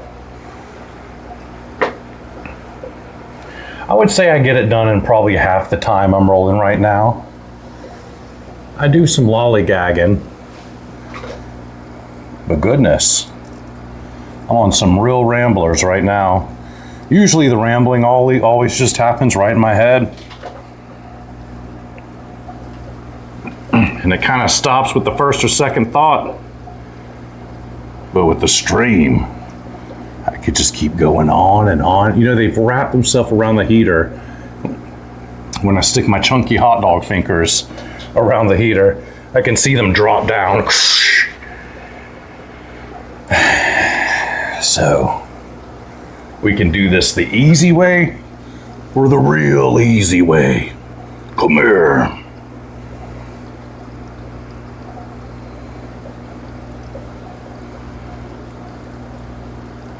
My favorite is if you go in to grab one, you grab the wrong way and you accidentally damage the shell. I'm just like, oh, no. No, I need you. Please. I wouldn't send the damaged snail. I'd just drop it back and hope it repairs its shell. But what in the world? You grab enough of these, night after night, you'll have every situation happen to you. Oh gosh, another gross one. You know, nothing. Well, I've had mystery snails climb out of tanks and I would find them halfway dried out, throw them back in, and they have a higher survival rate than you'd think after putting themselves through that. But the ram's horn, I will accidentally drop on the ground as I'm going through and I'm dealing with hundreds of ram's horns or I'm rinsing out a tank or whatever. They'll go everywhere. And oh, the worst one is like stepping on a snail though. Like the crunchy, please don't make me do it. Oh, the algae ball. Here we go. So my blue star tank, I love, this is showing a demonstration of what I usually experience which is just a massive algae takeover when I'm trying to enjoy my moss. This is some Cameroon moss. I know it because I marked it on the tank, and just enveloped. Absolutely enveloped. This is an interesting tank. What are you doing down there, girl? Looking at me from under there. This is an interesting tank where it had a scud population, and I feel like they were beaten back by the endlers. Oh, she popped back out of there. See if I can't find her. No, I don't see any. What in the world is she doing? I'm always on body language patrol, and I'm always on poop patrol. I always love looking at those strings of poop. Make sure nothing's stringy. Brenton, what's your favorite anime? Gosh, I can't even. I don't know if I have one.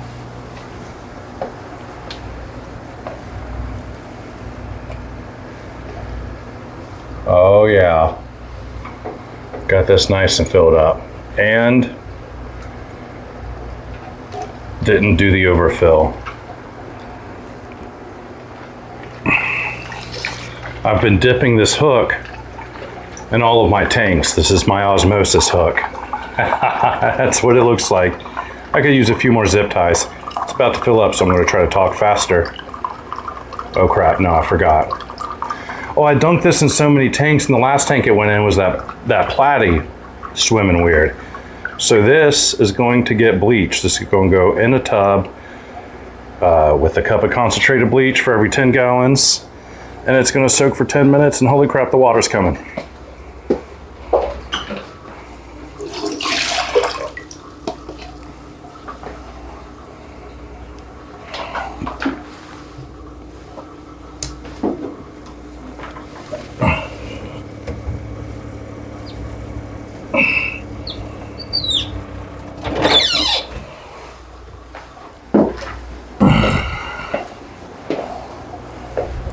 Favorite anime?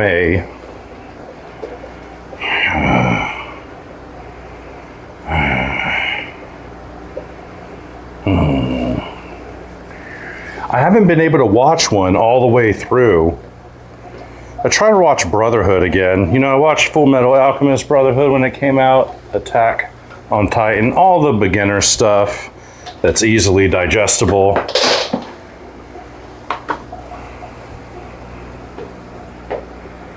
The classic stuff like Yu Yu Hakusho and Dragon Ball Z also comes to mind. That reminds me of the 90s with Toonami, or the early 2000s.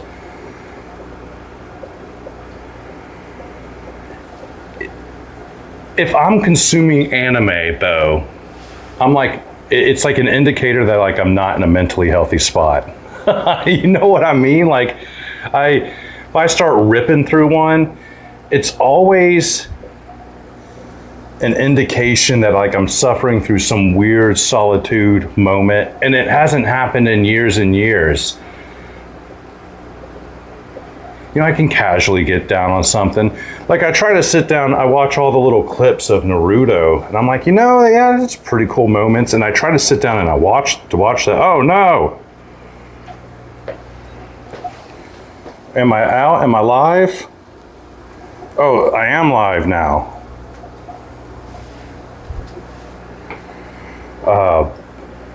Like I want to sit down and watch Naruto beginning to end, and then cut out all the filler episodes or whatever is floating around in there. I watched it all the way up.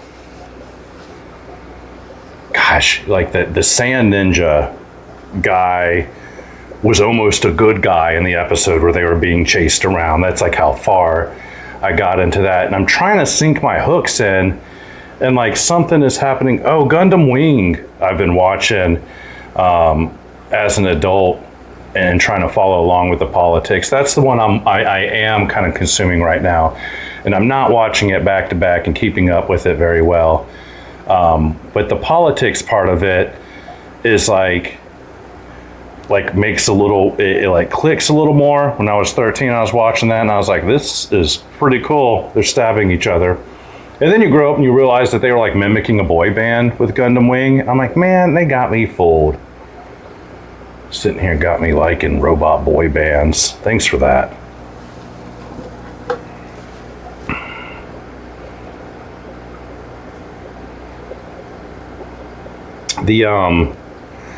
What's the other gun? I like the other Gundams. There's the Vietnam Gundam, the MS 8th team, and that's only like 15 episodes.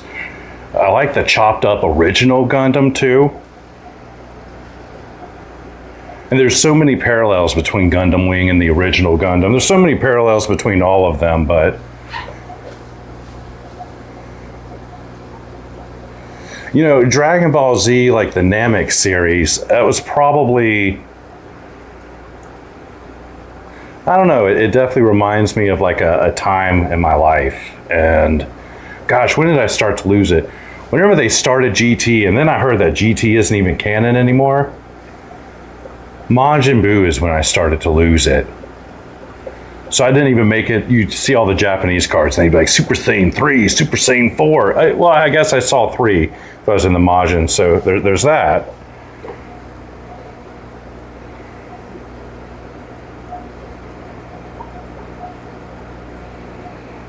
Yeah, Gundam Wings, just, that is like the first one that Toonami picked up and shipped off to basic cable, so I guess that's how I ran into that one. Oh my God, snails. It is the worst thing collecting snails. Even scuds, you know, and I can bait them. I could have baited them this whole time. You could do a little snail trap, do a little bit of snail bait. And I've been baiting a lot of scuds too. Once I start getting desperate for scuds, you leave these overnight and they'll be crawling all in it. It's disgusting. It's like sand fleas almost. Well, it's disgusting until I sell them, and then I turn into Mr. Krabs. So there is a good reason for capitalism. Makes you swallow your fear, face animals you would otherwise not handle. You know, oh my gosh, it's out again. No, it isn't out. Right when it's like, I'm going to, it's a capture card or something.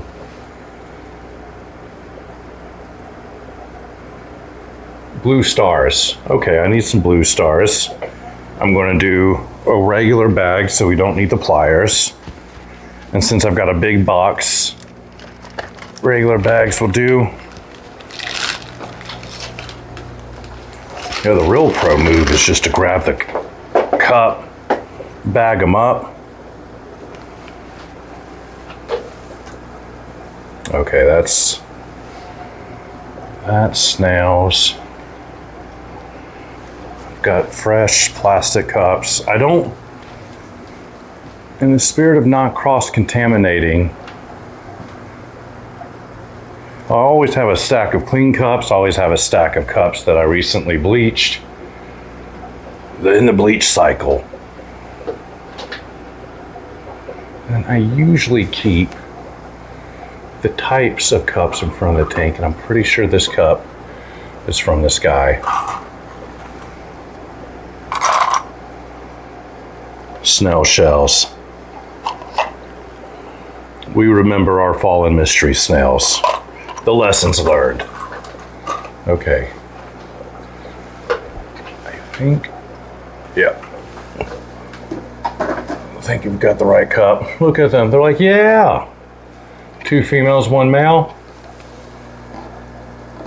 Oh God, it's not. The females are always so cautious. Please. You know what else I'll do if I can't sell fish is I offer free fry. That is another great way to stand out. And then you have to catch the fries, so that, oh my gosh, it is only fry in here. Are you kidding me? Please. And then I didn't know I had duckweed in this tank, so I got me a little glob of duckweed. That's good. That's good. Do I need the stool? Are they gonna make me get up on it? It seems like it. Seems like they want me to get the net.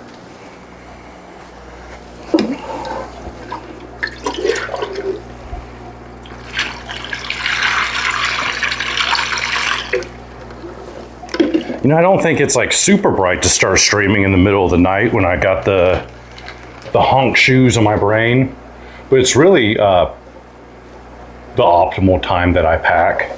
And also the house is quiet. So I guess there's some good things that come along with that.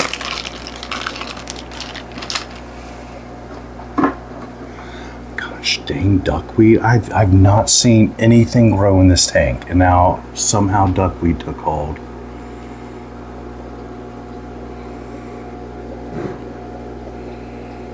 Out of control.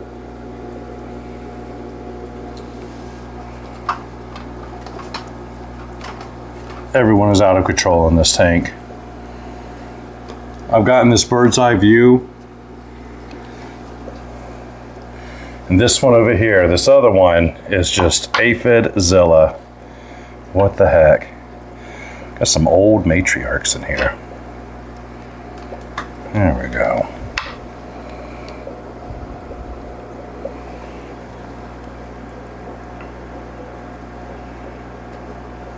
Oh my gosh, he's a throwback.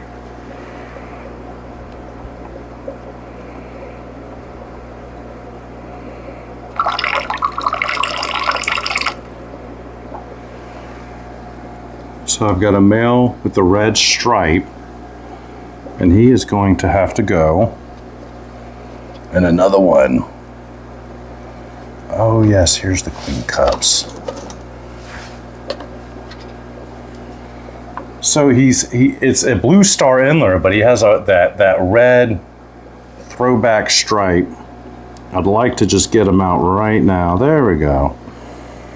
We got a female and a fry. And then let's get another big female. Let's get a female, make me proud. Nope. Little female, little female. I swear the endlers, like, they almost have a system where they decide who the biggest females get to be. And when I move the biggest females out of there,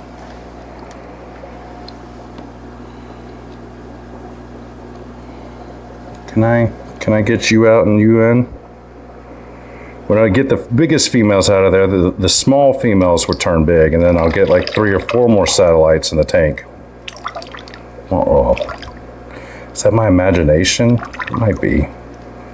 All right. All right, guys. Thank you for your service. 1, 2, a 3, and a fry. How about that? You put the fry in there, and they're like, this is a very viral, prolific bunch of fish. They're having fry in the bag. But they're not having fry in the bag. The bonus. No, I'm just kidding. Not trying to fool anyone. Obviously, the fry are so large, they weren't born in the bag. But that was such a pleasant surprise for me getting the black bar endlers. I opened them in the mail. Have I been doing just like abdomen shots the whole time? I hope I got under my shirt. It'll be hot. Because we're a little low, huh? Yeah. What an angle for me to get. I'm learning. When I edit it, I'll just blur it out. Make it look like I'm not wearing anything. Yeah. Okay. Stretch out the leg. Get it up higher.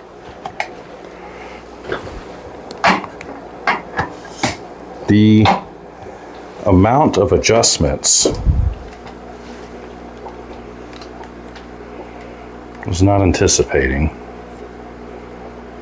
You know, that's what it's all about. You just run into, okay. Well, anyways, got them, got the order, got the extra fry in the bag. We've got the big bag. Grab it spot. It's definitely a female. These babies are looking normal. All right. Just practice getting the shot in the bag. See, that's pretty good. I wish the Sony Cam got 60 frames per second. I feel like I'd be easier to get them when they dart, but Yeah, there you go. Yeah. Blue Star Endler. Love these guys.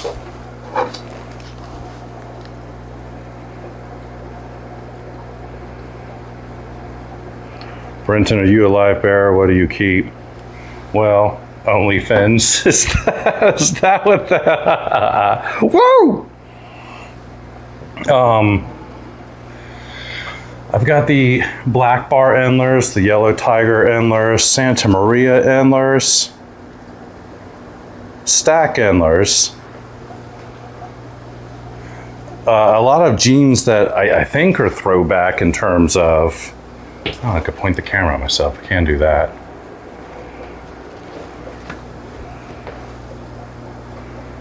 Like there's these silver... Here we go. I could show them right here. I've got a bunch of these guys in a separate tank. Are these? Breeder called them throwbacks. So I've just been calling them throwbacks. Focus. Focus on the gray fish. So it's just a little gray male, and he has a red stripe right down his side. And I've seen them come from the black bar, the yellow tiger, and the blue stars. So definitely kept my eye on those. I've mixed some of the endlers together from those breeds. Key lime. They look kind of like the black bar, but I've got the key limes in a separate tank. I am very attracted to the guppies and the betas. In a lot of ways, I'm recreating every fish I've ran into through my childhood, though. So, of course, the swordtails, mollies and platies are live bears. I've also picked up the angelfish. Got 5 angelfish. Got 1 black one. I picked these up sick and raw from Petco. They were wobbling, and I just wanted to pick a fight. And 100% on the Petco, my dime size. I need to bring the camera over there.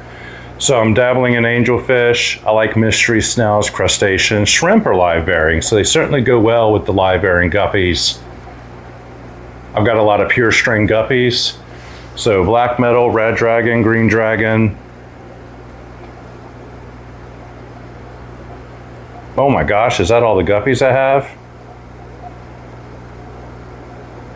Oh, the blue night endlers, yellow tuxedo endlers, the chili red endlers, but that's not a colony. I've got the panda guppies. I've got some cane cobra guppies that just spawned.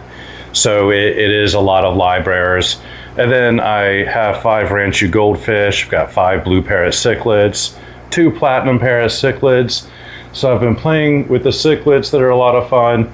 Live bearers are so easy to get into, and then it's so fantastic that when you do kind of the same category of fish, I feel like taking care of a very large section of them is a lot easier.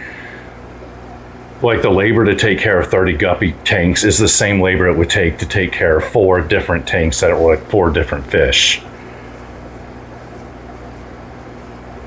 What else? A lot of sucking fish. Loaches, I really like the loaches as well. I want a golden dojo loach. It gets me in trouble because I should hyper focus, right? I should have every type of guppy and then just every colored shrimp. And I think that the website would be a lot more successful. I get caught up in playing though a lot. And I'm like, oh, white cloud minnows. These come from a white cloud mountain in China and they're extinct out in the wild. So how cool. And they're like, you know, a very nice $3 or $4 fish, and I should be specializing. In a lot of ways, I'm recreating fish I always saw as a kid. So yeah, I could keep talking about that. Yes, the El Silverado. That is what they call it. I called them Blue Night. That's pretty funny. I think they are the El. I'll have to double check because my thought process, I'll have 12 clean tanks. So I will order 12 strains all at once and I will get everyone ready for like a hospital treatment and just get ready to tackle things. And I never know who's going to spawn prolifically for me or not. And my success rate has gone from 50% to maybe like 85 or 90%. So I should memorize the names as they come in, but I almost sometimes plant them down. And then when I see someone working out really well for me, I go, huh, what's that again? And I'm like, oh yeah, these are the El Silverados I put off to the side.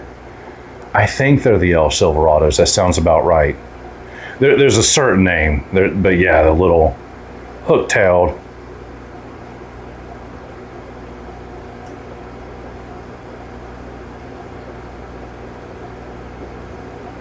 I have the El Tigers and Endlers from the Capoma location. I am confused, not confused. Gosh, I don't like this water being so low over here. I peeked over this edge and like all of my frog bed is being decimated and these butterfly plants are getting attacked by aphids. And I'm like, man, you little turds.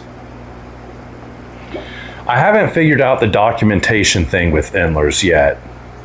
Like, I'm not quite clear. You know, like my black bars came from LRB, and then they were supplemented off to the side. But, you know, LRB says, you know, they're purebred black bars. So I just go off of that. And then I turn around and I sell off of my colonies and I just call them purebred. But there seems to be, yes, the wildlife caught documentation that comes in and tells you, what's the word they use? S-line genetics or A-line genetics. And it seems like unlike anything else, and I guess that's because these are actively still coming from South America. And then a lot of the pure strains with names, I understand, there's like 5 or 6 wild types, and then every other strain is a mix of those wild types and or a little injection of guppy genetics in there. I certainly been playing on the playground without like sharpening up my exact knowledge of that. So there you have it. I definitely need to know what in the world's going on with that documentation. And, you know, people will contact me and they'll be like, do you have documentation for these black bars? And I'm like, no, I don't. No, I don't.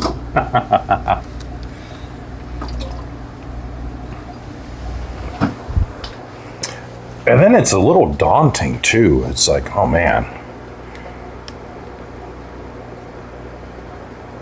Oh gosh, am I out again? No, I'm back. I swear, every time I check, it tricks me.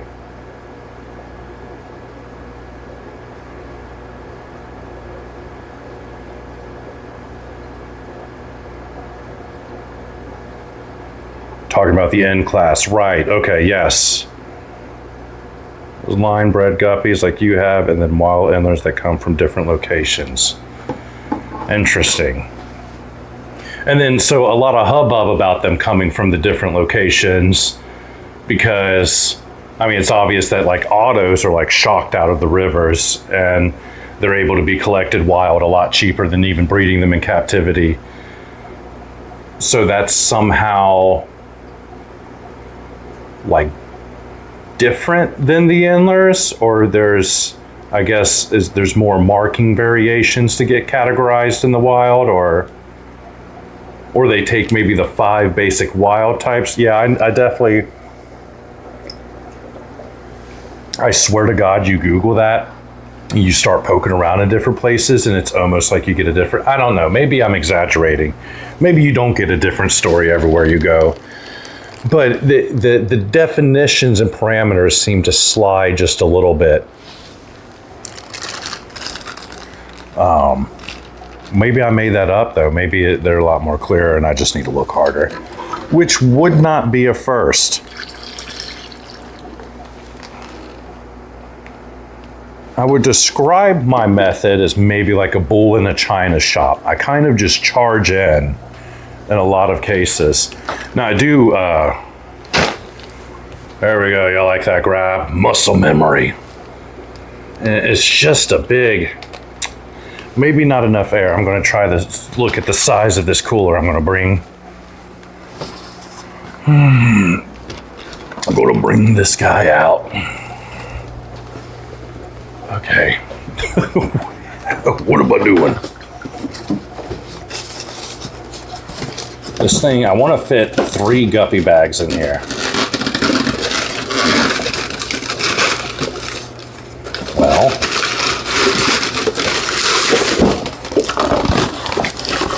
so if you're ever going to measure, this would be the time to do it. Like air suction, please. Okay. So yeah, I could get this sucker in here. See, as we can see, I just got 3 bags to put in here, and we could probably put 4.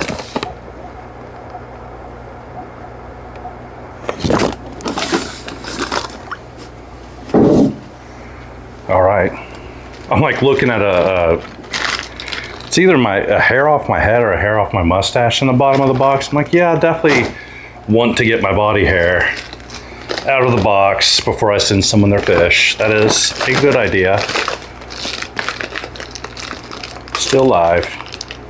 That's good. That's real good. When the camera doesn't malfunction, that's a good day.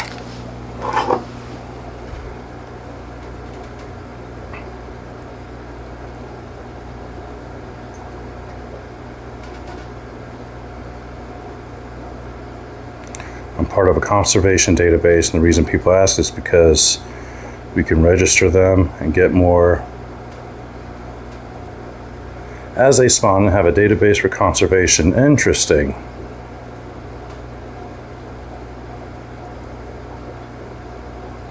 Huh. I'm gonna have to do some long thoughts about that one. Am I contributing to the problem by not registering them? Is there like a missing parts of the database and they need people to participate? That's pretty interesting. Lost in thought in the middle of the stream. It's the Brenton way.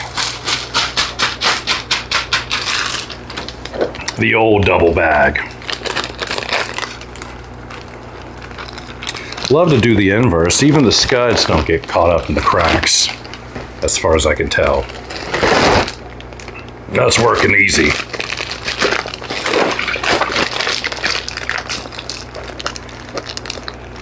Blue stars away! Like the French blue stars. You talk about a father and a son? Were they French fish keepers in South America under a bridge somewhere? I always run into like these stories. Of course, the yellow tiger endler I heard was line bred by Adrian with black bars and yellow tiger endlers. So that is like a designer. It's a selectively bred. Pulled the old George Mendel with the peas.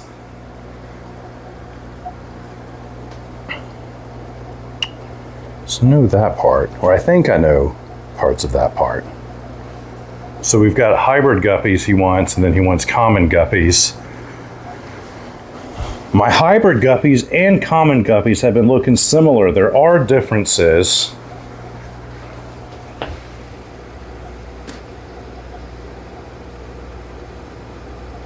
I just want to make sure that there's males that kind of resemble.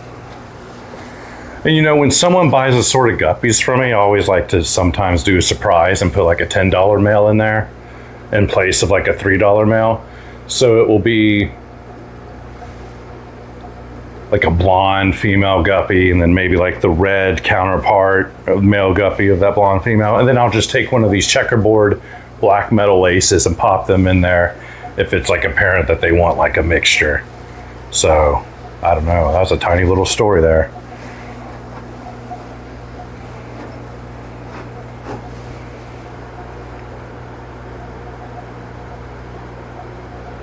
You could get documentation. You can participate if you can. If you want to participate, you can. Okay.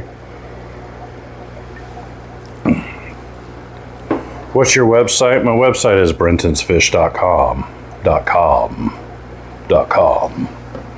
what I'm going to say in my commercial one day. Gosh, we're like, it's a little bit like a submarine in here. I keep checking the clock, and the clock put itself to sleep.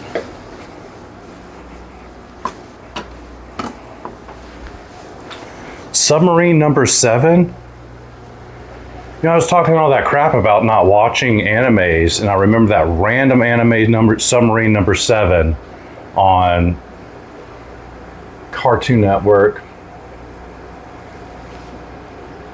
I'm sure it was the old graphic novel first. And I watched all the episodes. I was like, what in the world? It's like Waterworld or something. And I'm not even sure if the story even holds up to anything. It was a really strange distraction. Bizarre. I was going to say, in the world of AI, it's like a masterpiece, but that's anything in the world of AI. God, Heathcliff the cat is a masterpiece compared to... All right. Bathroom break. More pondering about fish. Oh, yeah, let me show y'all my pride and joy, the little koi angelfish. I got the koi angelfish at Petco. They looked visibly sick. I think just the trio. You know, you're not supposed to give them copper safe. A lot of times I'll whip right into the copper safe, but I just did the old aquarium co-op trio. Maybe I didn't put ICX and just erythromycin.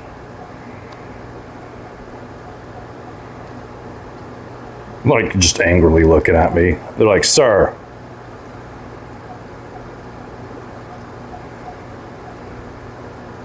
Sir, why do you have guppies in this tank?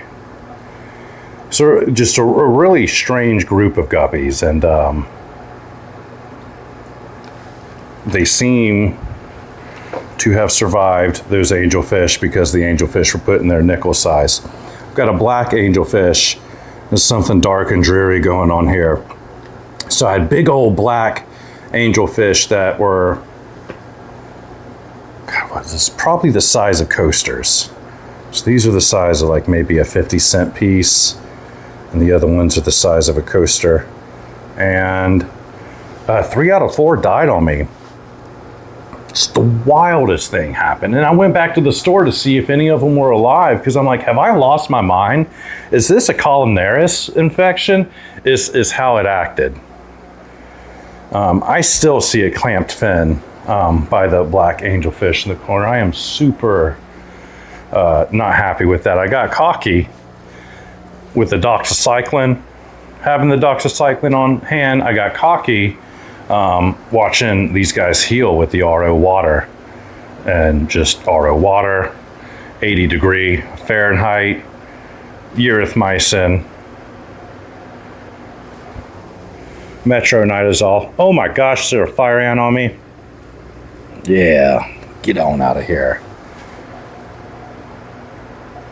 There's a third thing. I think a dash of salt. I might have even skipped the ICX.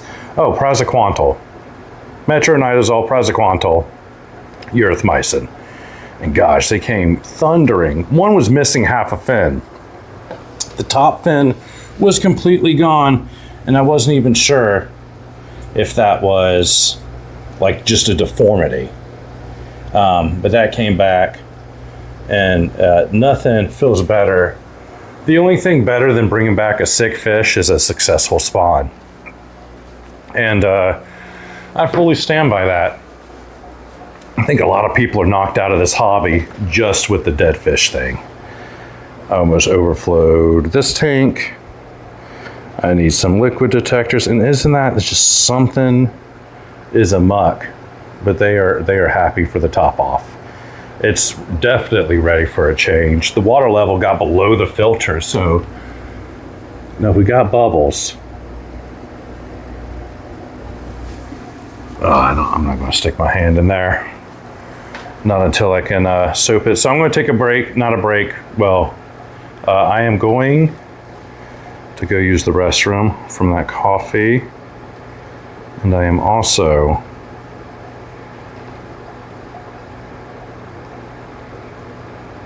going to turn off my mic. I'm trying to leave some headspace for those mystery snails to climb up and down the algae. And it's so strange because you know you're good when they just eat everything once a day, just all the green beans gone. But you can see here the calcium, some of the Tums is left. It's just not quite as clean. They're not going as fast as this group. And gosh, they were bashful too. It took them, they eat every day like humans, you know, and I think just one day they start to get hungry.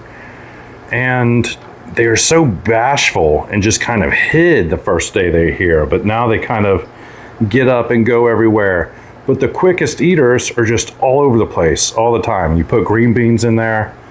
I've just been following the local fish keeper, and she said she uses her tap water, but I have been putting them in RO water. It's the next county over, so I think she's got better water than me. Maybe not. She said green beans, zucchini, algae wafers. And she skips one day. Algae wafers they get once, the other two they get twice a week. She doesn't even blanch it. Blanching be so easy these days. You just microwave it. And mid-thought, I'm like, oh my gosh, wasn't I taking a break? No, I'm doing the mystery snail. The sickness is coming from other fish, or things just happen randomly? Both, Big Chop. Is it just the Petco fish? Yes. So, you know, I used to harp on the suppliers a lot. Well, I think the suppliers know a lot more of what they're doing than I, you know, used to initially give them credit for when I was like the frontline consumer. What's happening is they send them pretty good out in the mail, and I think during shipping the immune system gets knocked down, and then when they land at Petco or PetSmart, there's all the gunk and all the parasites from all the previous fish, and so these lowered immune systems get introduced to that, and I think these guys, you know, probably catch 3 or 4 things at once, and then they have a clock ticking when you get them. When you go and you look at them at the store and they're wobbling, there's a clock ticking, and really that store is just waiting for them all to die out, especially the live bears. You'll see live bears disease taking hold, and you know that's a few things happening at once, or it could be one of many things. The point is that they're sick, they're gross, and what I think about these angels is they were good at the suppliers, they get a little weakened in the shipment, and then they got put in with those sick platies, and they're just sitting there with just a random group of fish, and the sump, however they have these things connected, whatever their cleaning process is, they are getting sick in those stores, and it's different store to store. They all get the same mail trip, and they're probably, you know, knocked down considerably. But yes, when I order from PetSmart or Petco, I always enjoy kind of the rock bottom prices. It's usually not like show quality fish, but then it's also a good practice run into the parasite world. And there's some things that aren't even healable. You know, there's some parasites that are evolved alongside the pet industry that they have perfectly aligned themselves, like the neon tetras. They're just like flat line, and just you lose one neon after another, and it only affects the neon tetras. That's I think a parasite or a bacteria that has completely evolved to infect exactly that kind of fish. But with that, and even with, you know, parasites evolving and getting stronger and being able to fight off diseases and stuff, or being able to fight off medicines and stuff, I think it's actually a very high success rate if you have the right water and you've got a good system down and you're bleaching all of your equipment. I mean, I've been able to kick down the door at Petco and even have a 95 or a 90% success rate. And when I first started fish keeping, when I see others first start it, it's more like a 40% success rate from Petco or PetSmart. Oh my gosh, I need to go to the bathroom. Okay. Mic off. Yeah, that's probably a good idea. Good Lord, I cannot believe it is almost 3 a.m. Wonder the cichlids are acting so rowdy. The cichlids make you go to bed like an old cat does.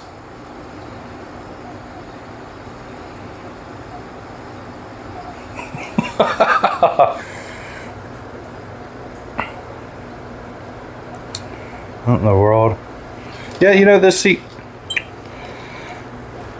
I've got the mystery snails in this glass tank, and they are active. They are good.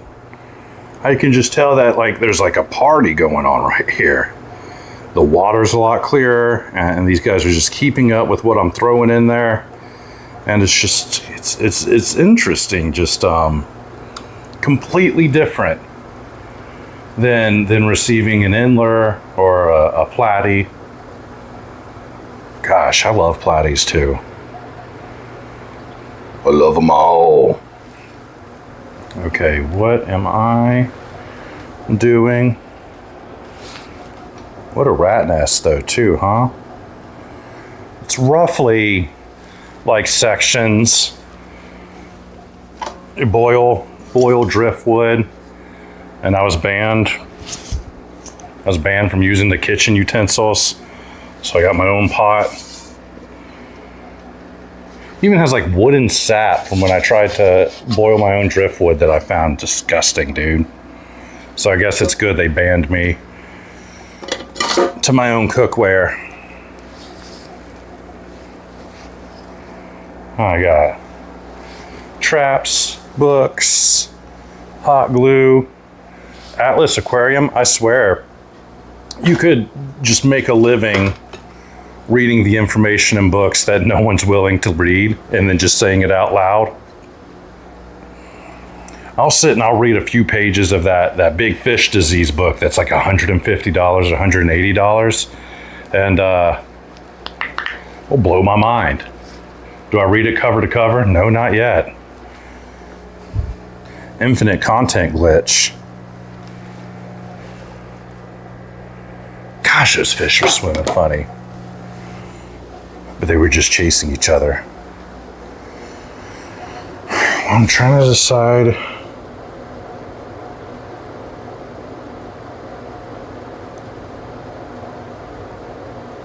which ones will be the best mixed and which ones would be the best. Oh my gosh, if I sit close to the camera, that'll be cool. I think these guys would be the best hybrid examples right here. And I think my best mixed examples is right here. So they ordered assorted and that specific black bar guppy hybrid. The most impressive females look like this. Why is that guy dragging? Is he just deformed?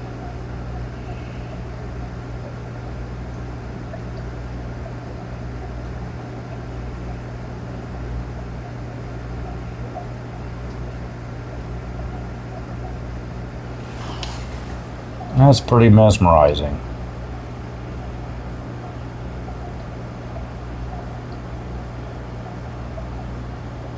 All the snails are just like, roar.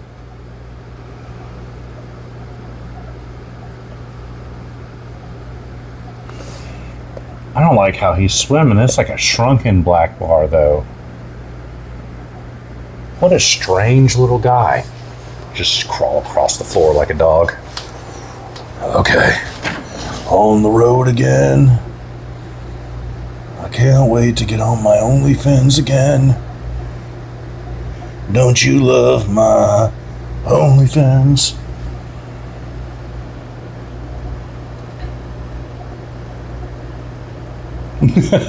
Watch me as I watch. These guys are ridiculous. I wonder how far away I can. I've got my capture card kind of pinned. Oh, we can kind of get out of here. You see them. I need to treat that, but that is all those little plain Janes. I just saw a yellow tiger. What in the world? I didn't know I had a yellow tiger in there. But I found a flat belly the other day. Mitronidazole. But if you see more than one flat belly, if you got like 4 flat bellies flying around, gosh, I love that doxycycline. I hit them with that gram negative and that gram positive.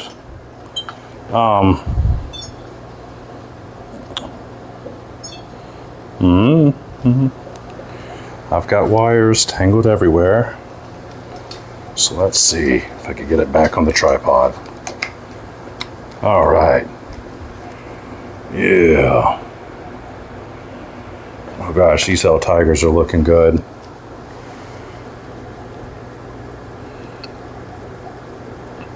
You know, probably why they're building a genetic database too. It's like these are completely different than the other L tigers. I already said that. Here's the flagtails.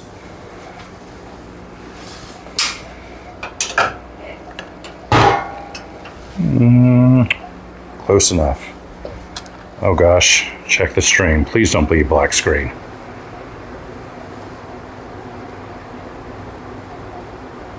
Oh, camera menu. A strange creature crawling on the floor. I just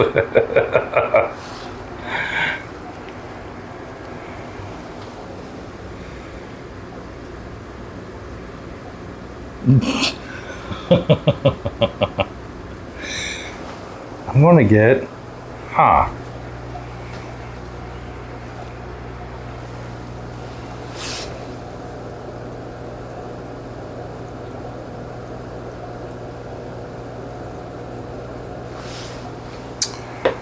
don't like the way that one looks, but we've got more of the same type here. Yes. Yes, this colony makes some blondies. But that is the hybrid group. That other group looks really healthy, but I don't know if a Dylan with a flat stomach or just a kind of a crooked back, bad genes scenario. So I'm just going to pluck that guy out later and keep a watch probably for 2 more months on that other tank to see if anything pops up. That should be completely clean though. Or rather, I started that colony with very healthy stock, so I thought for sure. Let's see what these guys are doing. Come on down to the floor. You know, they kind of glow. I like to grab the very large females and they have, see, I could tell she has it. Some of these females will come out with like a glowing tail. That's what I like to send. It's looking like only the males are glowing. Let me see what angle I'm getting on this. Probably not even, oh my gosh. Is that even, you can even see me down there. Look how dirty this floor gets. It gets all of the shavings from all of the other ones. If I put calcium in the tank above, oh gosh. I don't talk about these black neons enough. They're massive, by the way. They're the same size as the cherry barbs. Okay, getting in order.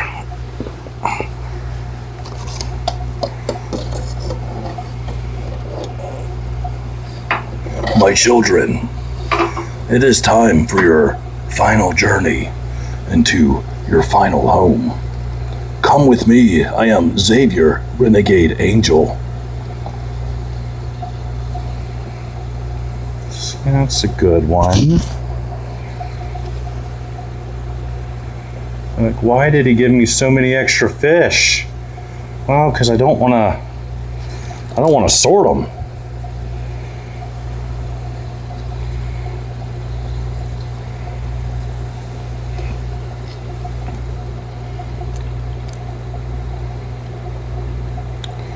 Gosh, that's a good looking one.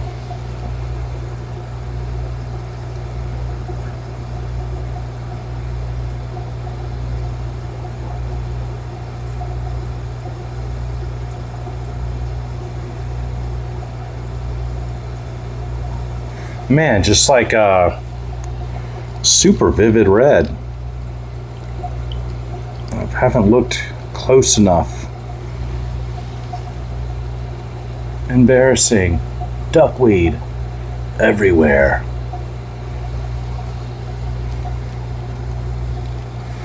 Yeah, looking really good. I'd like to send a little blonde one.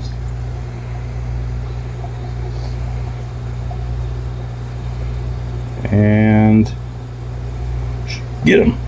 Yeah. All right. All right, all right, all right. So I'm gonna have to fish out duckweed.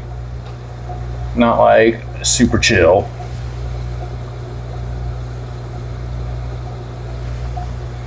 It's probably gonna want a female.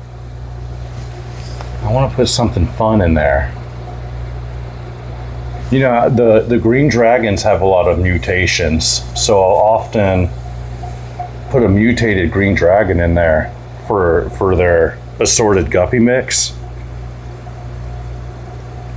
I don't. I have assorted, and then I have the hybrids. My assorted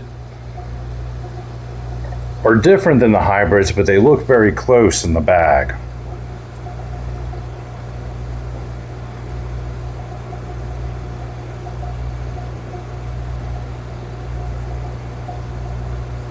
These genes haven't settled yet, so I'm seeing some crazy males in there. Okay, all right.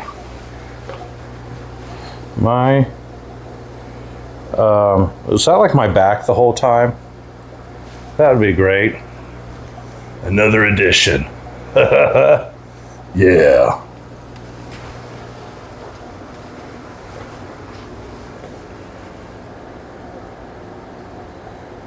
No, you know, we got some knees in there.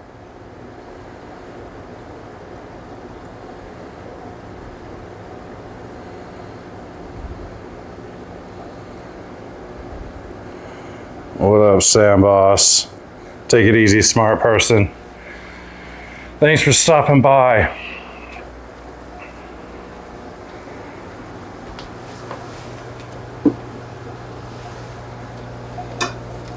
I was going to tell a story about smart person's email and how I thought it was fake, but I feel like that would be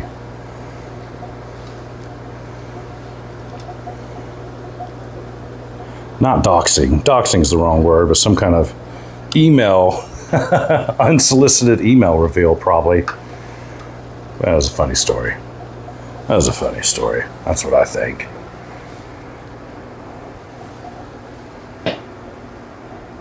Guppy, guppy. Oh gosh, so I'm doing a duckweed dip. So I grabbed it from, well, yeah, I thought I was going to get to grab it from the duckweed free tank. That would have been nice. Scoop them in.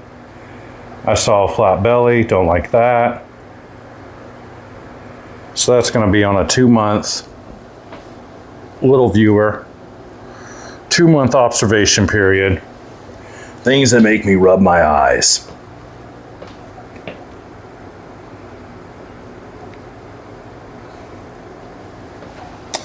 And then the other mixed one, someone cleaned me out. Let me see.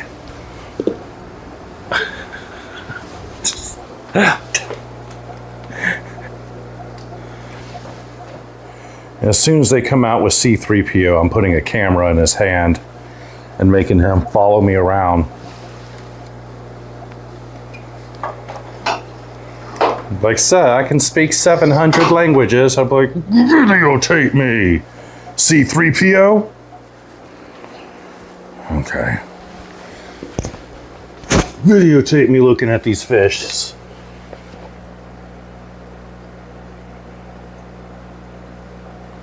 It's a good group. Y'all shouldn't even be in there. Y'all hid from me. And how did y'all hide from me being so big? God, this is like an all silver male, and he has this awesome looking tail That's like the only color to him. It's like minimalism, but with guppies. Got that guy back there. Okay. You ever just crawl around on your floor like a dog?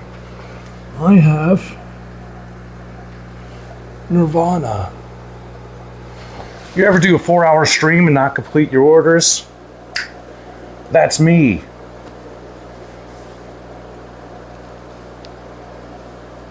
The platies under the sun outside. I like pulled back and the adults are jumping at me. There's ones that almost look like the size of adults. Got a heater hanging out. Get back in there. Get back in there, heater. Nice try. So the babies were jumping at me, the adults were jumping at me. I'm excited. Butterfly blue platies, just, you know, something real basic. From the front lines. I don't want to use either of those. So what I'm going to do is I will grab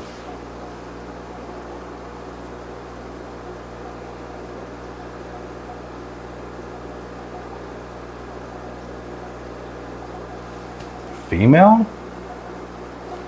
Grab a couple of females from different breeds?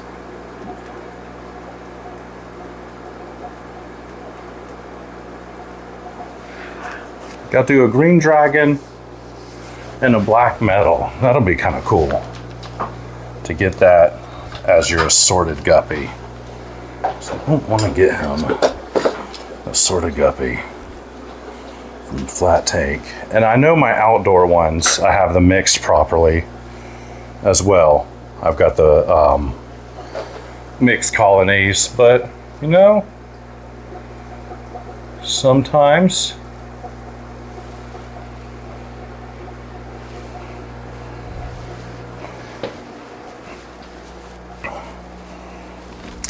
you just need to grab a goth fish. And that is the black metal lace. Let's do it.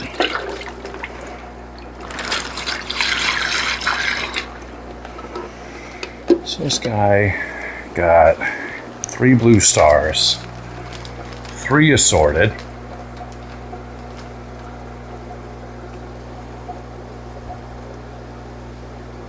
Why do I hear water?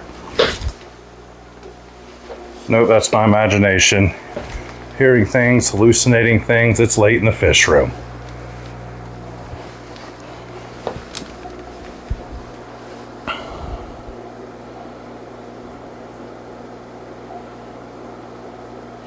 What is the Monstera you have next to you? A basic? Oh God. One of these guys falling on me right now.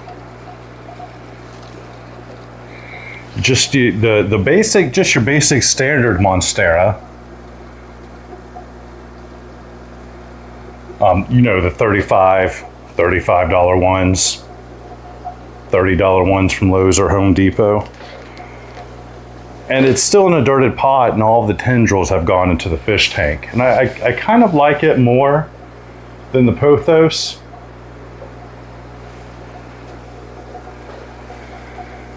That would be nice. Where's a clean cup?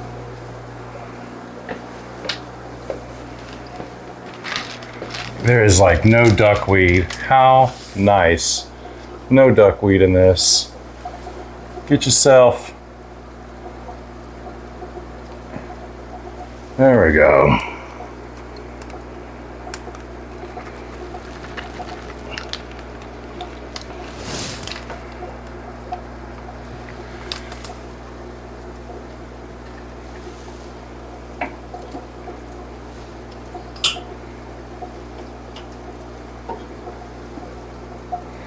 I mean, hopefully they'll forgive me. Technically, I don't know.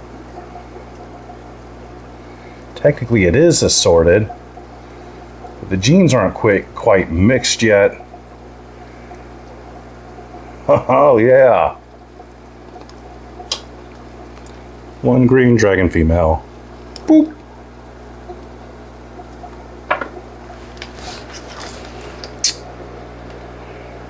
So a black metal female, a green dragon female, a full-on mixed blonde, or I can get a blonde half black. We'll use one of these guys.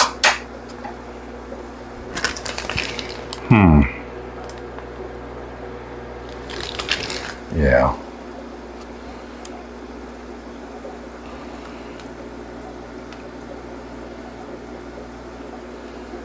Oh, masterful. Absolutely masterful. So that would be our assorted. It's supposed to be 3.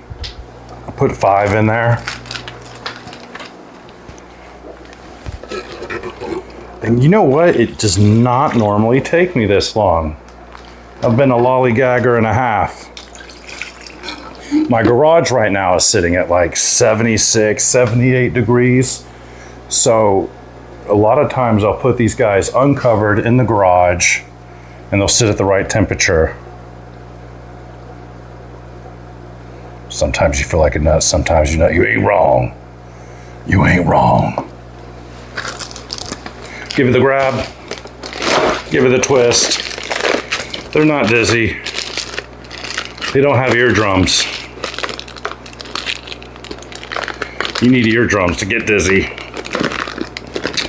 I'm not sure. You know, you definitely cross this threshold with them where you go from being the food supplier to the predator. And eventually you'll regain their trust again and get back in the food supplier. Usually immediately when they land into their home waters. Mentally they're ready to eat. I don't think physically. I always want to feed them when they land. And one time, Jadrin's Aquatics, I ordered from him, and in his instructions, he said don't feed the fish for a day. And then I fed the fish, and one got bloated. And I was like, that's probably good advice. And I've loosely been following that. I think I mentioned it on my website. If people have a way they like to acclimate fish, you know, I would definitely encourage them to do it their way. But yeah, no lights on and no fish food for a day. You're in a very precarious spot where that fish is sensitive. That's probably the right way to take it. And, you know, in the middle of summer too. We'll write on this sucker. Give me a black permanent marker. When people want to acclimate these, I hope they don't put the black permanent marker inside their tank. I do it on the outside bag.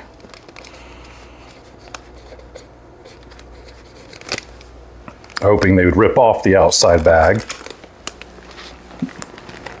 And if they felt inclined to float them, they would perhaps use the inside bag.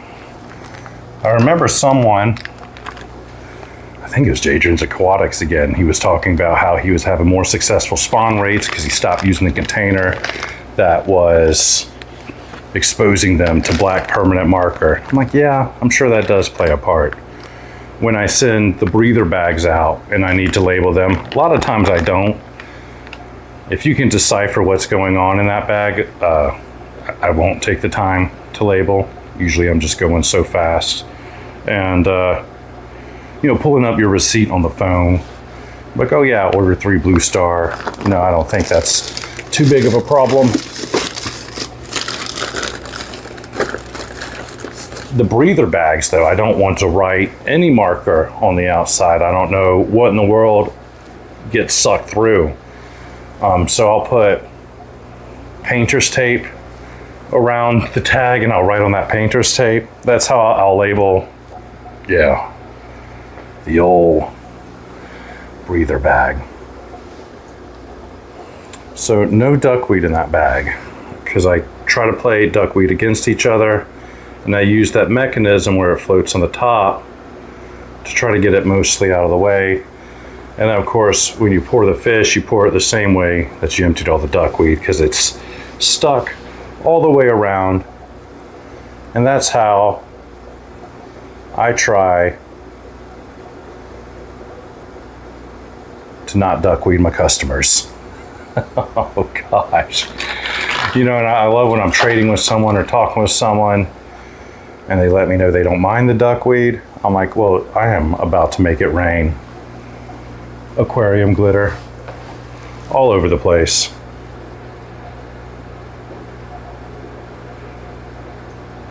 What are the main type of fish you sell? Anything that performs well in my fish room, but you know, live bears and shrimp. I might be out on my shrimp. I have some mixed colonies, some red Riley mixed colonies. Bloody Mary and blue carbon Riley is on the recharge. Blue jelly and orange are on the recharge. So a lot of shrimp, a lot of guppies, live bears. I want to do rice fish. You know, and I have a pretty good strong, I've only got 3 or 4 daisies rice fish left, but they were doing really good. You know, if my Cory spawned again and I got those up.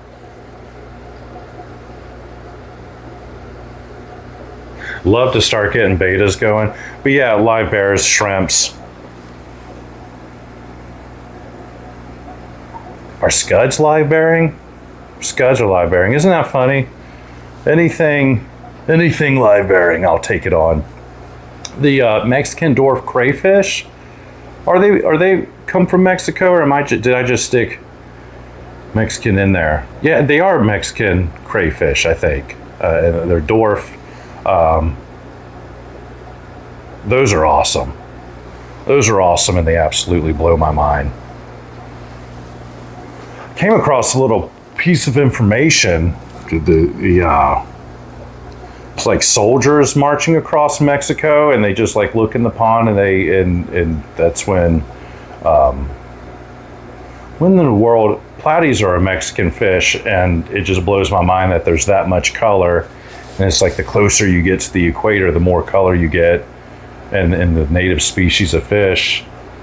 I don't know where I thought they were from, but just learning that a few months ago, I was like, man, that blows my mind. They'd go well outdoors here in Florida then.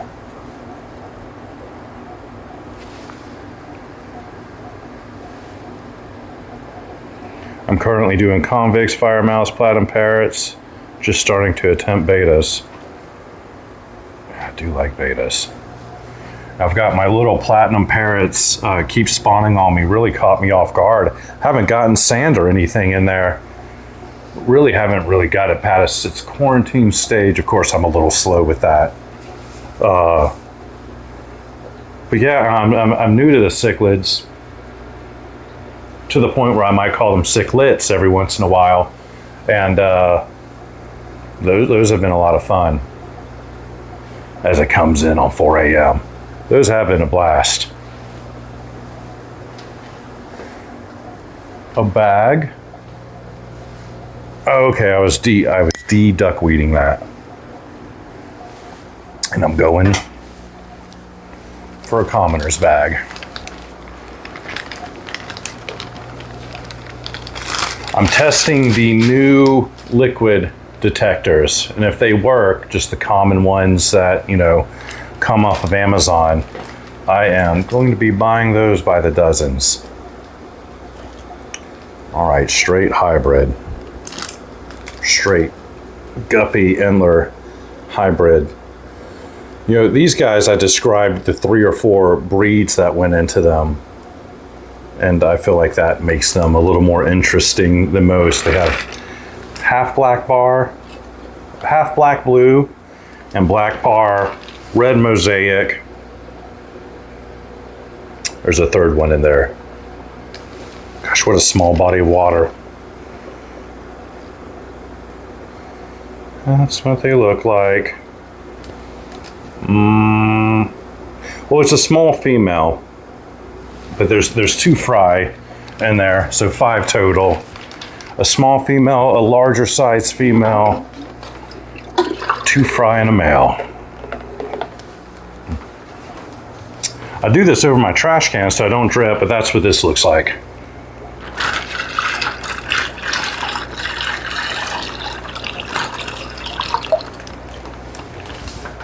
Do you think they're singing, "Don't go chasing waterfalls"? Big old waterfall down the middle.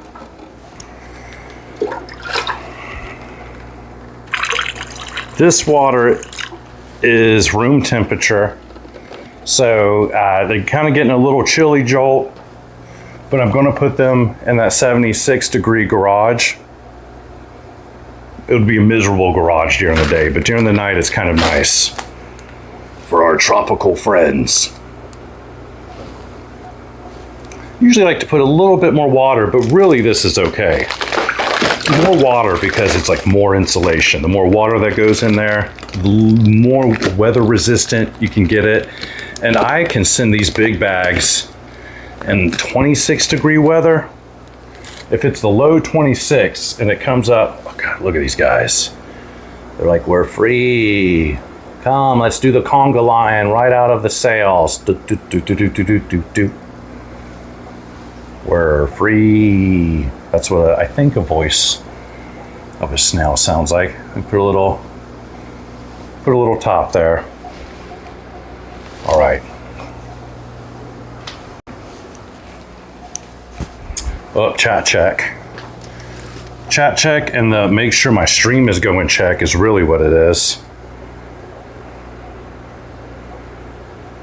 My goodness, I thought I was up early, but you were bagging a fish in a live stream. No sleep for the workaholics in the fish world. Do I say good morning or good evening? It is definitely a good evening. What's up, Elite Menagerie? It is a late night. Menagerie, did I say that right?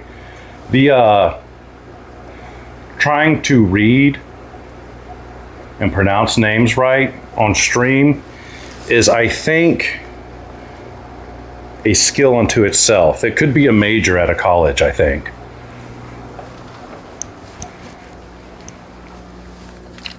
But yes, the kids go to bed at 8, and I usually start at 8 p.m. It usually takes me about 4 hours, so about midnight, I'm done.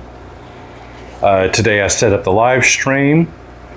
That took a little bit more time, a little bit of recharging of the lapel mics last minute, a bunch of little things that I should have had ready that I didn't know I needed to have ready until I was trying to stream. I was like, 2 birds with 1 stone. I'll get some footage, talk about some fish, pack the fish, but it does take a little bit extra long. Or, you know, your first time doing anything, it's going to soak up some time. It's like cooking the meal, the same meal over and over again. And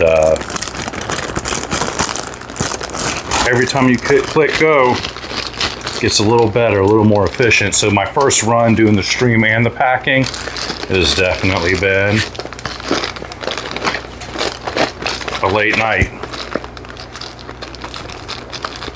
They expect the fish, much like the sick children on Balto.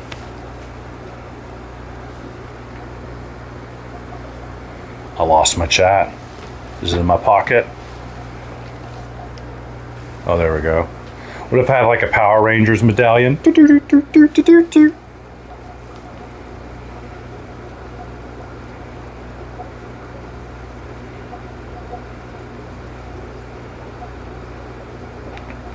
How can we buy fish from you?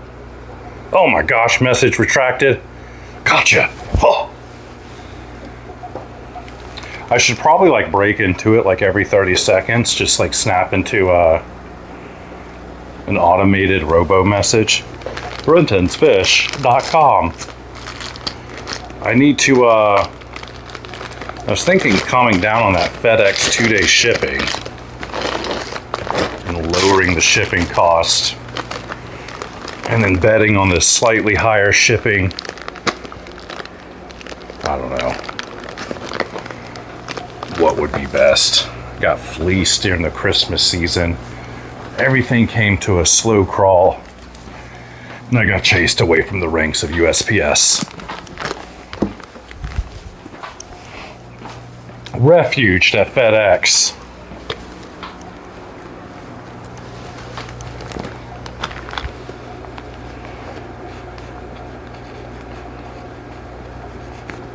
Hybrid.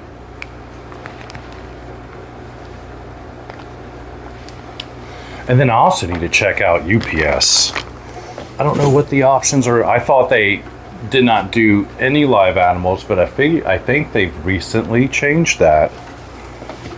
And the UPS store is technically closer to me.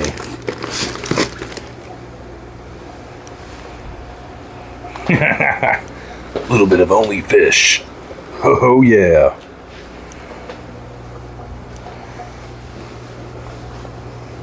Oh my gosh. They're going to get this and say, I didn't order anything from Amazon.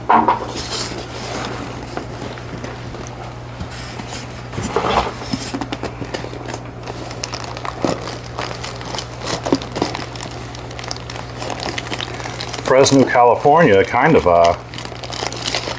nice weather. Oh my gosh, do they not want to fit? Kind of tight. Gorgeous. Gorgeous. I've got the eye. I've got the eye.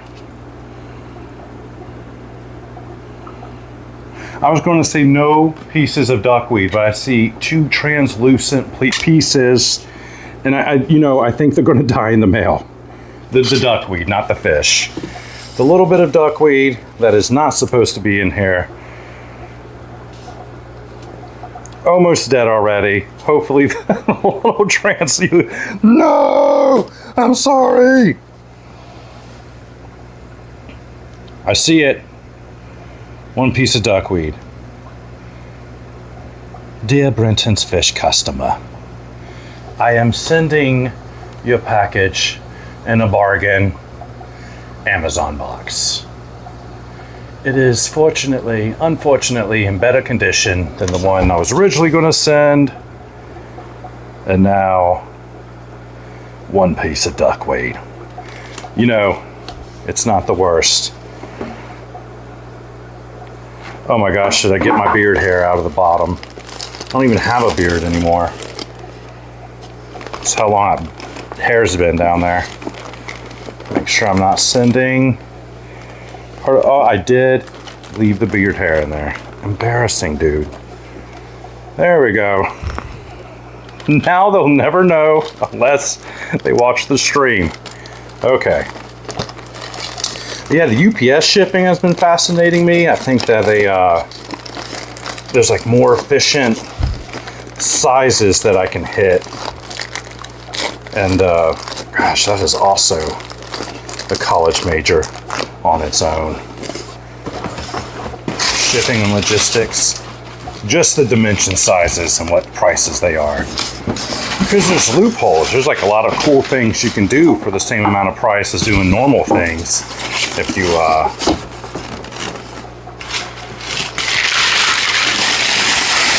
play your mail cards right.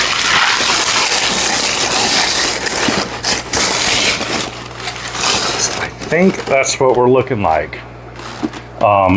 Yes, looks crazy. Lots of extra room. This also needs pearl weed. So, almost done. 1, 2, 3. We've got 4 orders as we check out the shoes.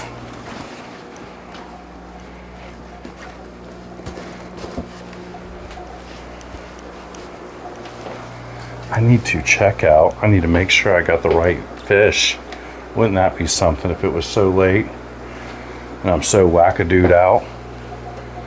I'm just grabbing the wrong fish. All the lights are on. The fish are like, Father, why am I still alive?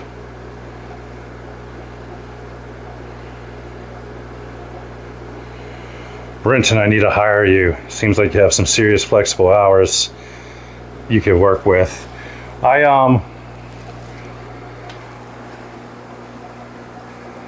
That's true.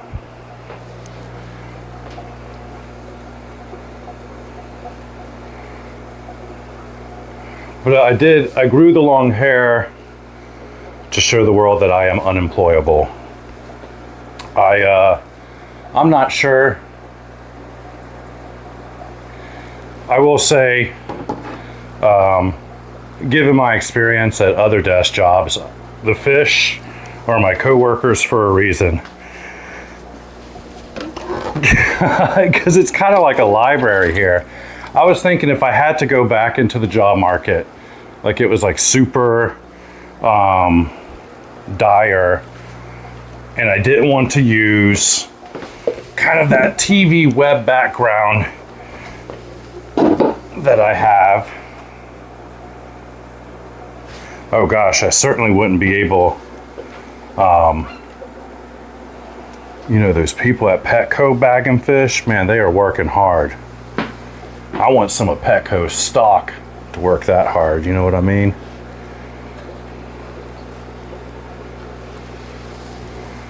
All right, let's get some of this. Die, aphids! You're not getting my butterfly Anubias today. Ah! You know, speaking of money and paychecks and stuff, Facebook has been treating me well. You know, I worked for a PBS station, and I kind of came in building websites, but it was during a time where a lot of that was being phased out and everything was being centralized, where websites were a lot more plug and play. So I got dragged into like this social media world that I did not appreciate. I really felt above it. And I was even kind of like bashful about sharing with people what I would do, because they'd like, yeah, you get the website, but also here's our YouTube channel, make that work. Here's our Facebook, Instagram, and go ahead and make that all. And before I know it, I'm like some like social media dude, which is like not really what I envisioned for myself, being on such the technological side. But like, I'm at a TV station. There's no TV stations here, so I do stick with that. But here we go down the road, and really what I carry from that is kind of the grit of keeping a schedule and the grit of keeping like a social media presence. Long story short, Facebook's been treating me well. Facebook's been treating a lot of people well. They are trying to stir the pot, and much like when Xbox was writing up a loss, and they were like losing $100 for every Xbox 360 they were making, they were losing $100 for every Xbox they're making. Facebook is paying a lot of money for content creators right now, and it's paying me a lot more than YouTube. And I'm mystified why. I know the aquarium world is alive and well on Facebook, but anyways, yeah, that's where I was going, is that I have a multi-headed dragon with my finger in every pie, and that Mark Zuckerberg is quickly becoming my boss. What a weirdo. Saying I'm self-employed because my attitude would get me fired on a regular basis. I'm a poster child for HR nightmares. Yeah, I don't know why I couldn't be more quiet. There's a few things. You know, from the get-go, I could tell that I would come in swinging so hard and doing, you know, a lot better as far as like reports and just like putting numbers up, that would almost be like I'd quickly be taken for granted. But instead of being like molded into like the next boss, I felt like I'd be like kind of like kept as a gift for my boss's predecessor. And that would be like an injustice in the back of my mouth that I couldn't quite put into words until I just like stopped working for years and years. And then I'm like, huh, interesting. Which is like, somehow I would talk myself out of getting the main promotion and becoming the big head honcho.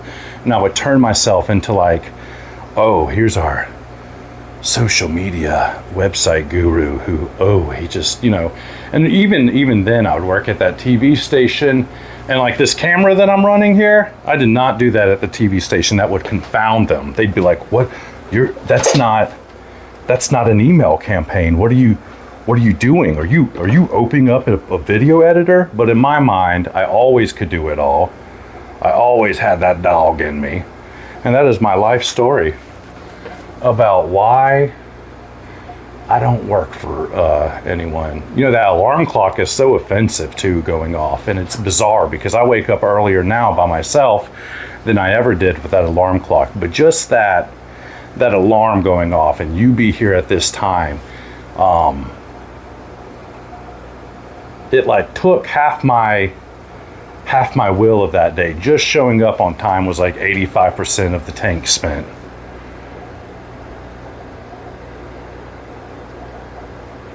There is cool fish content on Facebook. Everyone my age is sleeping on Facebook. Facebook opened up exactly when I was 18, when I was in college. So everyone my age does associate it with a younger time in their life where you were uploading pictures of parties, and it was all based on socializing. And so everyone my age just shares stories on Instagram. They don't post on Instagram. They just look at each other's stories silently on Instagram, and then they share each other's memes from large meme pages. And so everyone younger than me is using Facebook, or at least that's what I see with the fish keeping. And then everyone older than me is using Facebook pretty good. Why is that male so raggedy? See, he's injured, or not injured. He's been fighting with someone because he's swimming so good. He's not even old. And he's tattered up. I find that the males will go after each other, and then I find if they like lock on to the same female, she will turn around and she will use her size, and they don't, just keep an eye on them. Keep an eye on them. All right. But the older generations have gotten good at utilizing Facebook. The younger generations, and then the people, I'm 38, so the people around my age, they're not there. Or at least, locally, whatever perception I have with the small group of people I know compared to anything else. But, I don't know. This has been a social media ramble of Brenton's Fish. Welcome, yes. A handful of pearlweed. Okay, yeah. And then, oh, thank God, no.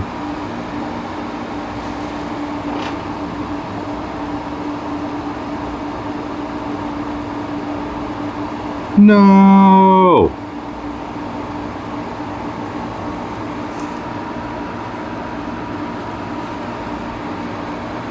Oh my gosh, the scuds are everywhere. The snails are running from me.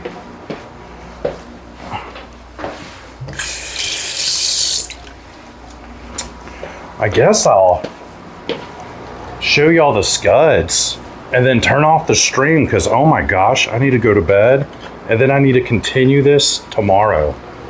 I'm gonna set snail traps out because I think I've gotten maybe 15 of the 50 snails I need. I need the stack endlers, so that's another fish that's coming my way. Okay, so this is the pearlweed. I'm annoyed I've got duckweed. And then I was trying to grab some snails. Watch for the scuds. Do you see? Oh man. Boom. Oh, do you see one? I'm trying to get one, just flew up at me. Well, I want to grab a fresh bunch so I can like maximize getting them. Oh, there goes one. They bury in the mulm those little turds. Okay. Well, I can't rinse the duckweed out because I don't want to rinse the scuds out. I'm gonna maybe message that customer and warn him. Sir, there's something dark coming your way. Sir, there's something dark coming your way.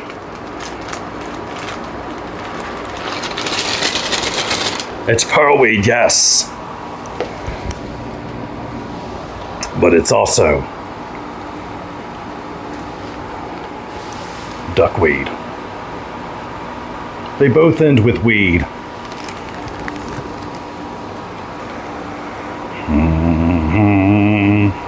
What are different fish I can show you? Well, showed y'all the black bar. Oh, well, talked about the half black yellows last time. Yeah, females are pretty.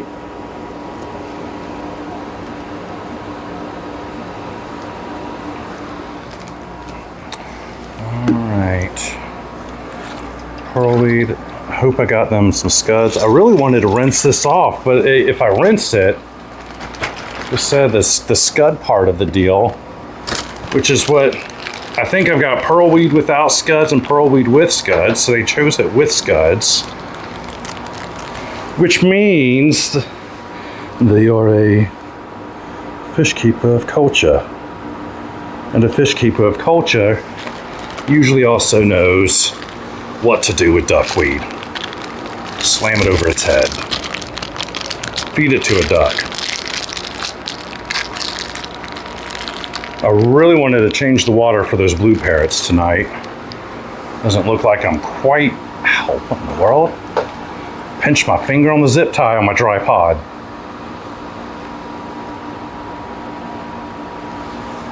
What in the world? Let's see. Oh, here's...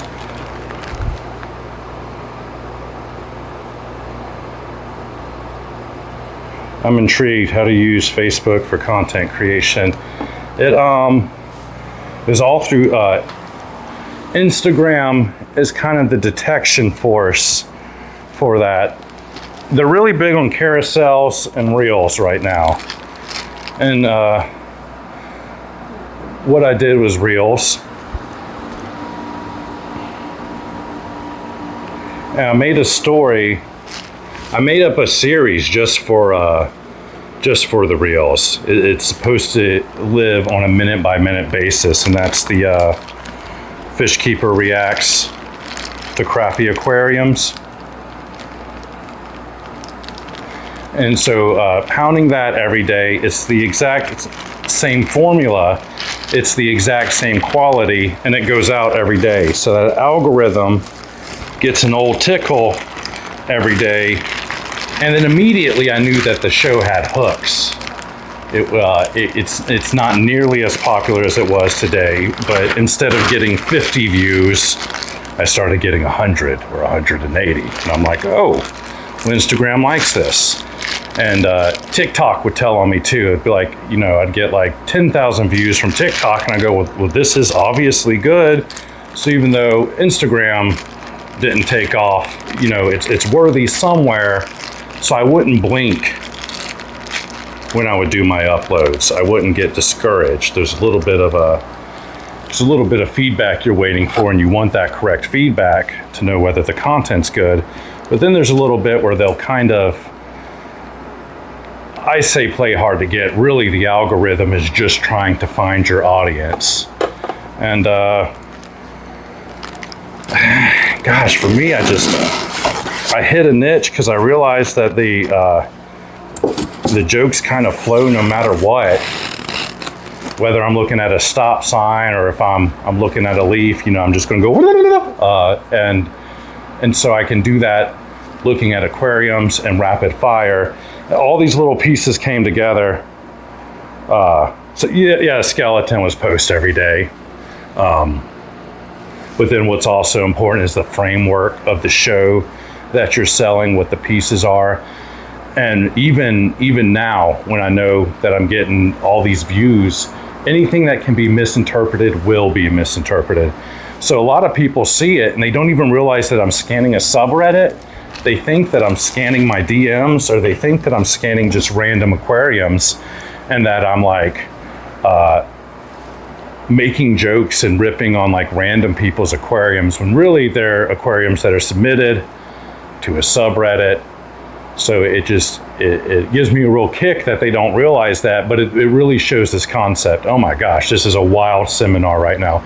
Really shows the concept of the things you post, if it can be misconstrued, it will, and that you need to like deliver what you're going to do really quickly, really efficiently, with minimal snags in terms of people getting confused as what you're doing. So like, yeah, those videos opened up. Fish keeper reacts to crappy aquariums, and then that little slide goes away and they're on board. And it's completely different rhythm than YouTube. These do awful when I connect them. I have on Instagram, there's like a random one and it does 2 million views. I'm like, do I upload it to YouTube Shorts, or are they gonna give me a crapola? And they're probably gonna give me and YouTube audience are the audience that are actually going to buy stuff from you. You can rake in millions of views from these other platforms, and YouTube really gives you the most bang for your buck when it comes to people going to your shop and actually purchasing. So there's always that. But yes, okay, so Facebook is, for what I'm shelling out every day, 1 video a day, it is doing 20 to a... I don't know, can I even, do the YouTube people come down and hit me over the head with a hammer for speaking good on the Zuck?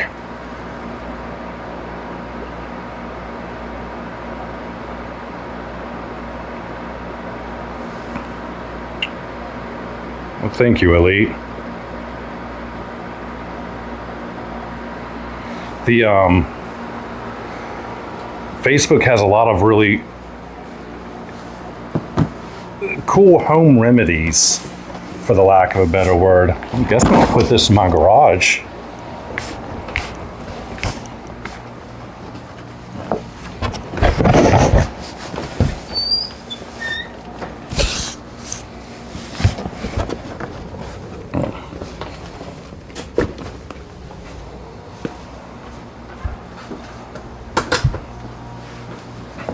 There's a lot of crazy information on Facebook, like there is everywhere else.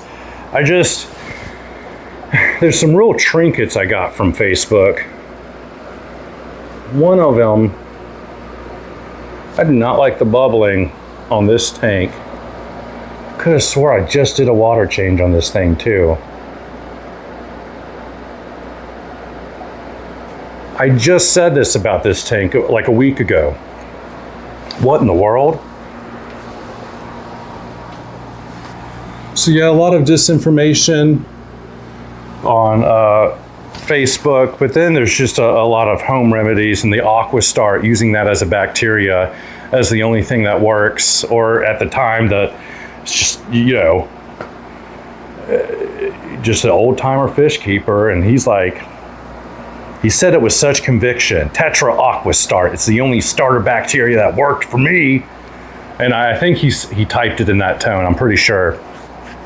And I'm like, gosh, you say it with that much conviction, I've got to try it.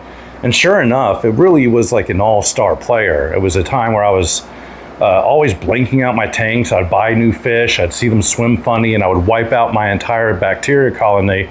So I had down to a T that, a natural cycle took me about 21 days. If I zeroed out all of my bacteria, it was like 14 to 16 days that could come back. And then I would use that Aquastart. And on the 8th or 9th day, after clearing everything out with antibacterial, I could pop it with that Aquastart on, maybe it was day 10. And it wasn't much. You're only getting a 4 to 8 day head start on your cycle. But I saw it firsthand, and it was at a time where all the fish tubers were like, which one works? Which one works? Is it Fritz? Is it Fritz? Fritz gave me a sponsorship, so I think it's Fritz. And it definitely was not Fritz. I even show you all the gallon jug I have of the Fritz bacteria that, you know, was a placebo, I think. It was a placebo.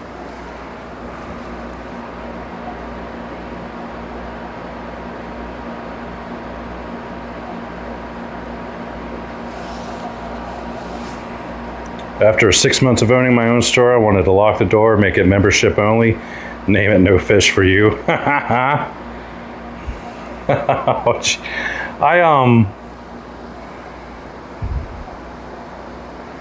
often think about a brick and mortar fish store.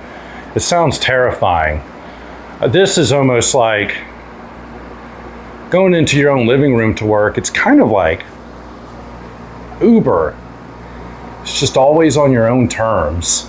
And that's a lot better than, I've never drove for Uber, so I guess I don't know. But it feels like it's a much better job than Uber Eats or something like that. I took off to take care of my kids full time, and that was the catalyst. I did not, and then I snuck the fish in on my wife later. But it was like, you know, we compared the salaries. She made more. I was like, yes! And I stayed home with the kids, which is actually a lot harder. It's a lot harder than sitting at that desk. At that desk, you'd be rocking with your coffee, news every morning. You could hear the inside of your skull. You could hear your own thoughts rattle around. When you stay at home and you take care of the kids full time, it's kind of like chaining yourself to the sink, a bathroom sink. And if you're really good at meditation and self-control, that could be very peaceful meditation. But if you are a nut, then you kind of feel like maybe you're a fox trapped in a bear trap. So you have to kind of figure that out. And that was a lot more difficult than just sitting at a desk. But the fish room is easier than all of it.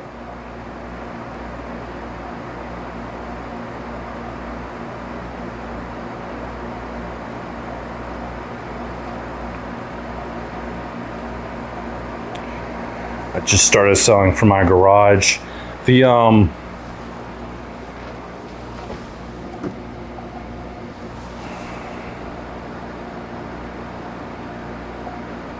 I think he's just tired.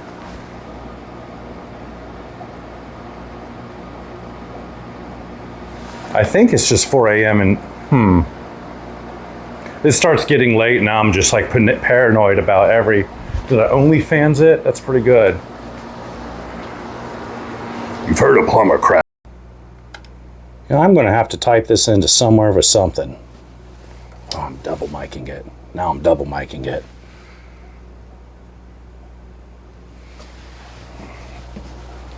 All right. All right. It's been a big, long day. You know, when I watch this recording, I'm going to find out what y'all actually picked up from me saying versus what got naturally cut off. I've certainly got a to-do list as far as troubleshooting. I say troubleshooting is what I don't know what I accidentally said. But Ranchu goldfish, I was talking about them. I don't even know where I got cut off though. Everyone's looking tired. I'm tired. Fish packages halfway done. I've got more fun tomorrow. But you know, at least I wasn't lonely. This is usually a very quiet time for me. I'm left with my thoughts. I'm left with my containers of Folgers coffee. Please sponsor me, Folgers.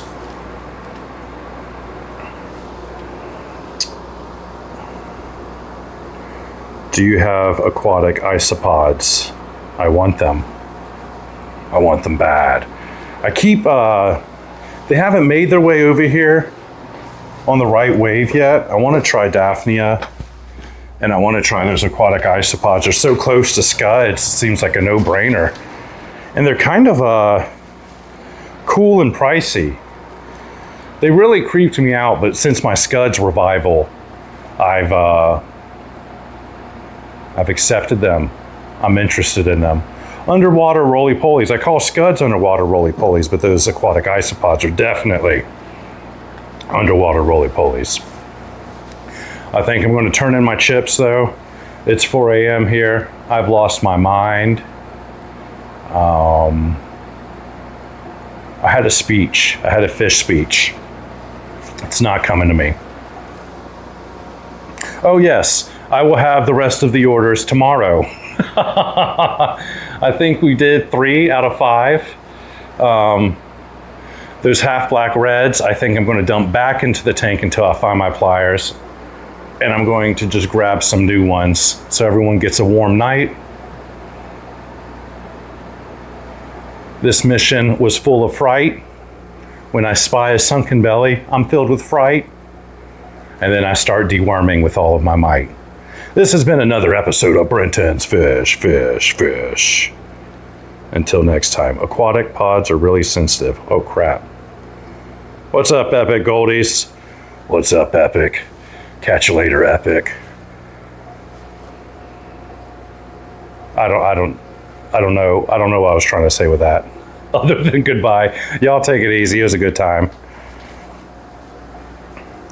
And then I guess I have to like walk to my room to turn off the stream. Y'all come with me. Like signing out. This is when the credits would be rolling. We're going home. It was a good night in the fish room. We made our fish stay up all night. Fish up. Okay. Y'all take it easy. Longest outro ever.